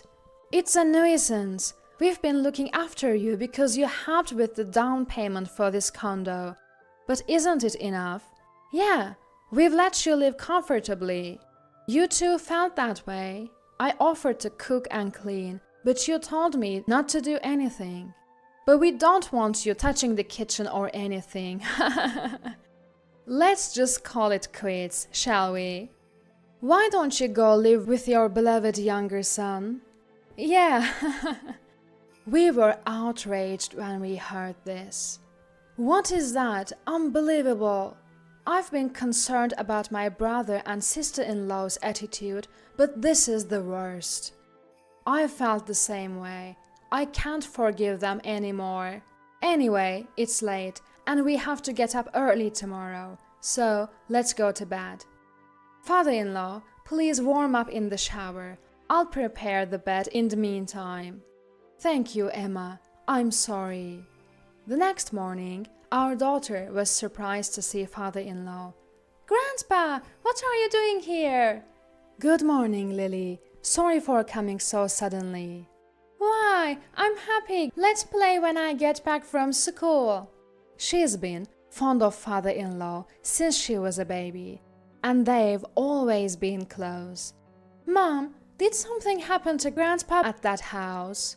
Oh, well, a little. A 9-year-old girl is sharp and understands many things. He's always bullied at that house, and it's sad. Can't he live with us? What? Grandpa, come live with us. That night, our family unanimously decided to live with father-in-law. We had been worried about my brother-in-law and his wife looking down on father-in-law, but we couldn't forgive such terrible treatment.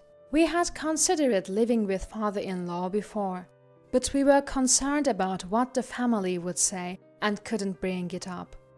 However, my husband was delighted and thanked me, and we were most concerned about what our daughter would think.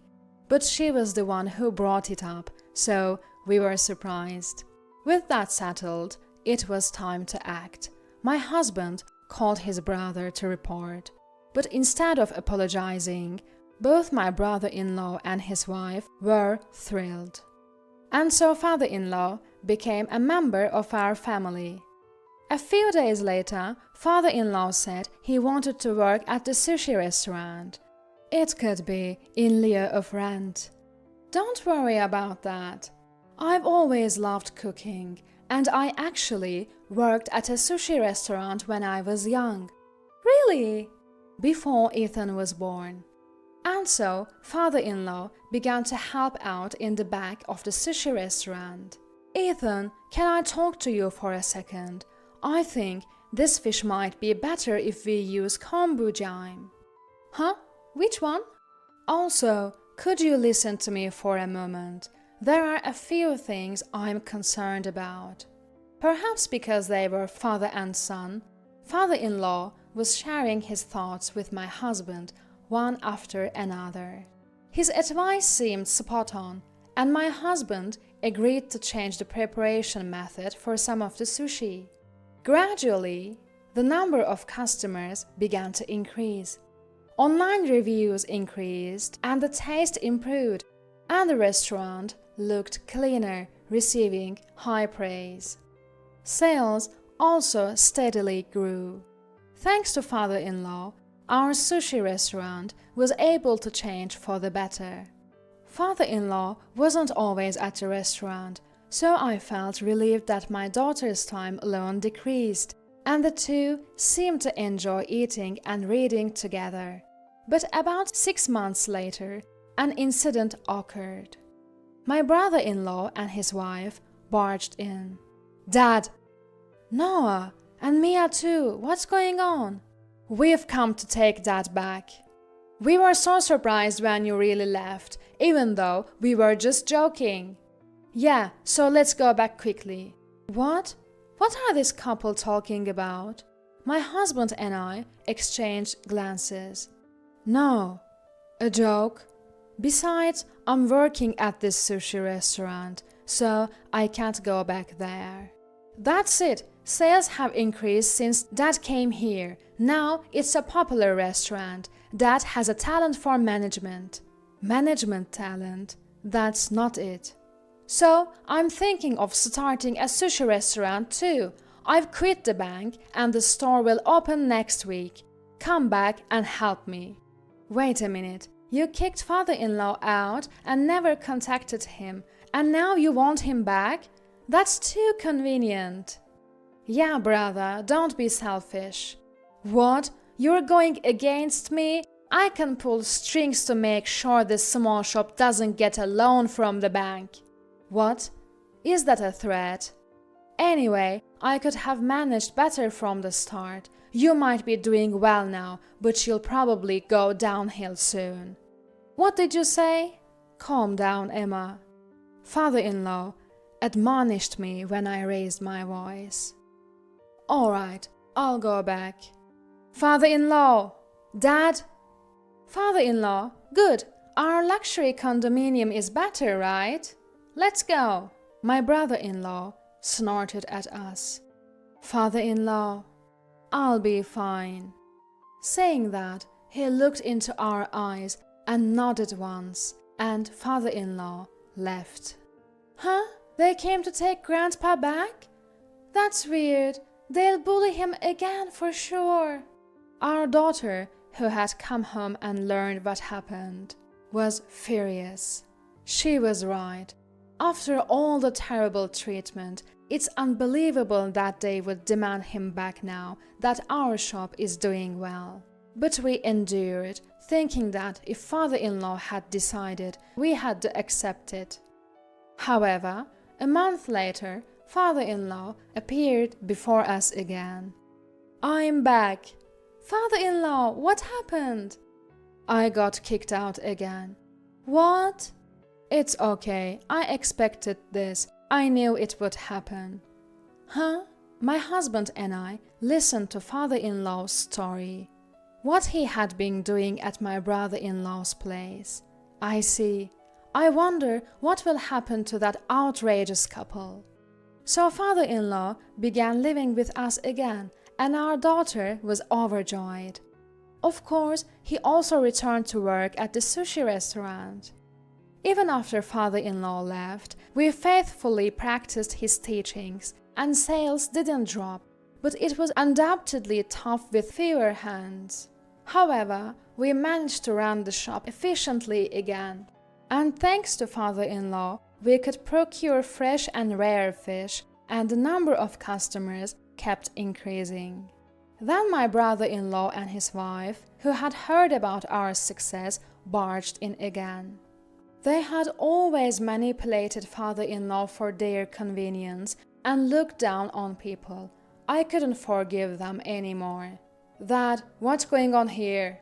Noah, what's the matter? What do you mean, what's the matter? Our shop's customers are decreasing while there's a line here. That's because Ethan's sushi is delicious and Emma's service is good, isn't it? We're making it just as you taught us in our shop. Did you teach us a fake recipe? I didn't teach you anything fake. Then why is there such a difference? First of all, who's making the sushi? A friend I hired. We plan to succeed in a high-end sushi restaurant together. You're not telling me that person is an amateur, are you? No way. He has a chef's license. Where did he train and for how many years? Huh? Training? Are you underestimating sushi chefs? Just having a chef's license doesn't mean you can serve sushi to others. But with that recipe, even this guy wasn't doing well until he was taught by that. And then he prospered. What are you talking about, brother? I trained for years to open a sushi restaurant. Even I had to study and prepare and redo things after opening, and I couldn't just serve new sushi right away. What? Also, you're advertising your shop as a high-end restaurant, right? I saw your website. Even if you could serve the same taste and sushi as us, no one would come if you charge double the price. What? Even if they come once, if it's expensive and tastes amateur, they won't come again. Isn't that obvious? Hey, don't act so high and mighty. I'm more professional in management. Enough! What? Father-in-law shouted. You may have worked in a bank and know about management, but that's not enough to run a restaurant. For sushi, you need knowledge about fish, how to cut it, how to preserve freshness. And it takes years of training to make sushi. Ethan has spent years learning. But that's why I asked Dad. I asked you to write down everything about cutting and shaping, but you lied. I did write everything down. I was even planning to guide you if you were serious.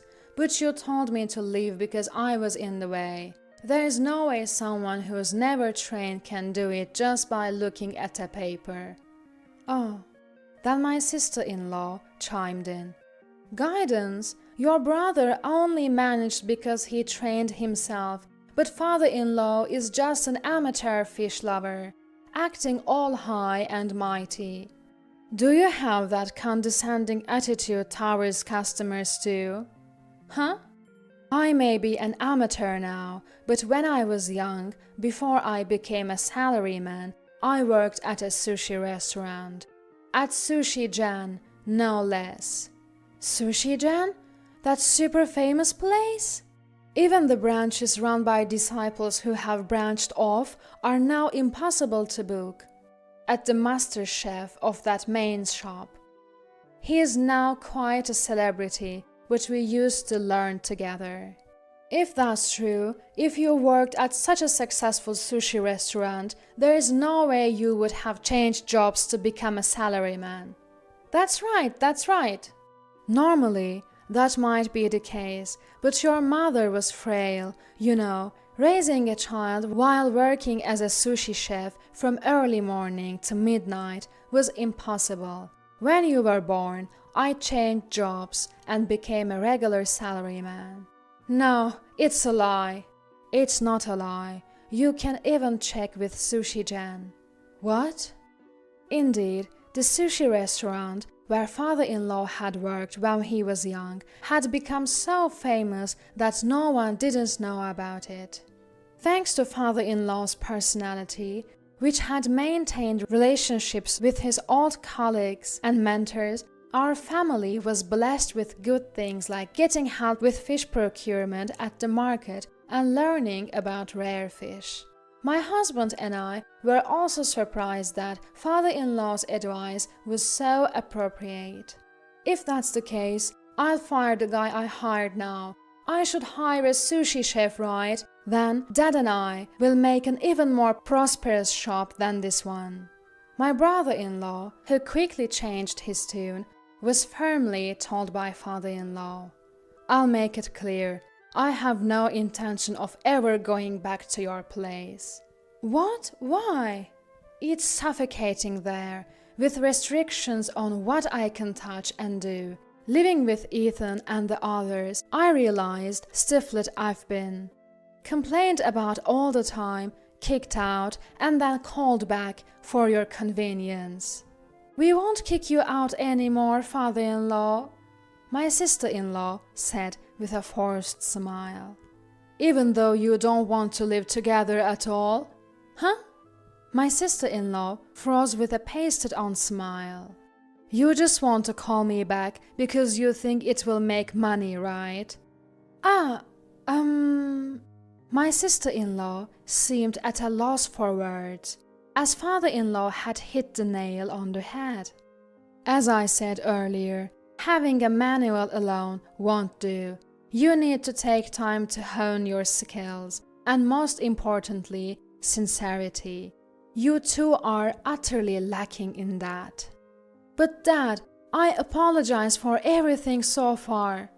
My brother-in-law tried to cozy up father-in-law, trying to smooth things over with mere words. They were indeed a like-minded couple. Brother, it's time to start preparing for the evening business, so please leave. Please take your leave, my husband and I said in succession. You bastards, getting all cocky. I was an elite banker. I'll make sure you don't get any loans from now on." At that moment, the shop's door opened with a clatter. "I'm home.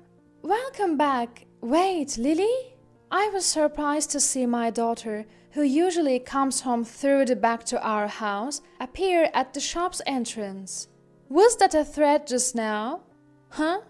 My daughter looked straight at my brother-in-law and his wife. "You came to the shop before and yelled and said terrible things. And before that, you bullied Grandpa at home all the time." "What? What are you talking about, you cheeky girl? Just like a low-level couple's daughter." "Mama, Papa, my friend Hannah's dad is a police officer, so I'll consult with him." "What?" Unexpected words came out, and the three of us were surprised, while my brother-in-law and his wife turned pale. "Hannah's dad is a very important person in the police." "What?" Let's go. We are leaving." Whether it was my innocent daughter's voice that was the last straw, my brother-in-law and his wife scrambled and ran out.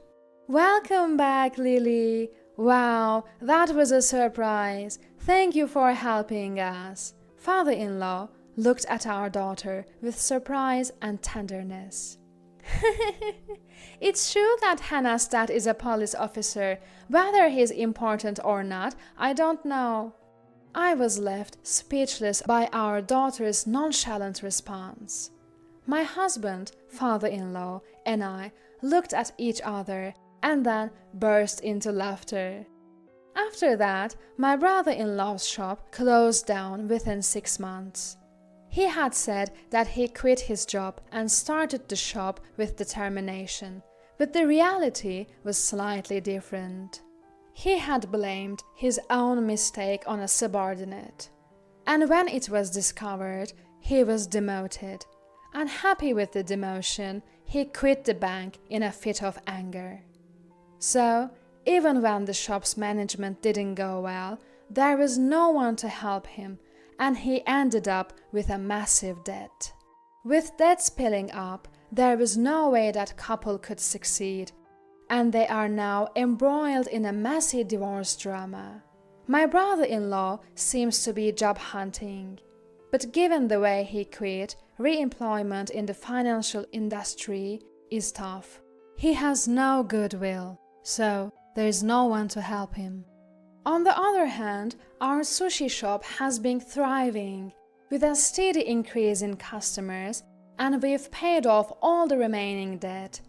We've been featured in town magazines and on TV, and more people are sharing about this on social media, so we are busy every day. Of course, father-in-law is also helping out in the shop. I never thought I'd have such a fulfilling life at this age. Thank you so much. On our day off, as we were all eating cake, father-in-law said this with gratitude. "We are the ones who should be thanking you." That's right, not just the shop, but even at home, we feel at ease and are helped because father-in-law is here. Thank you for loving Lily as well. "Grandpa, let's play Othello. I won't lose today." Our daughter, who finished her cake first, called father-in-law from the living room. There will surely be more challenges ahead. The shop may face difficulties, and living together, we may get on each other's nerves at times. Life is long, with its ups and downs. At such times, we'll look at each other and talk it out. If we share what we're all thinking, we'll surely overcome anything. Watching the smiles of our daughter and father-in-law, my husband and I smiled at each other.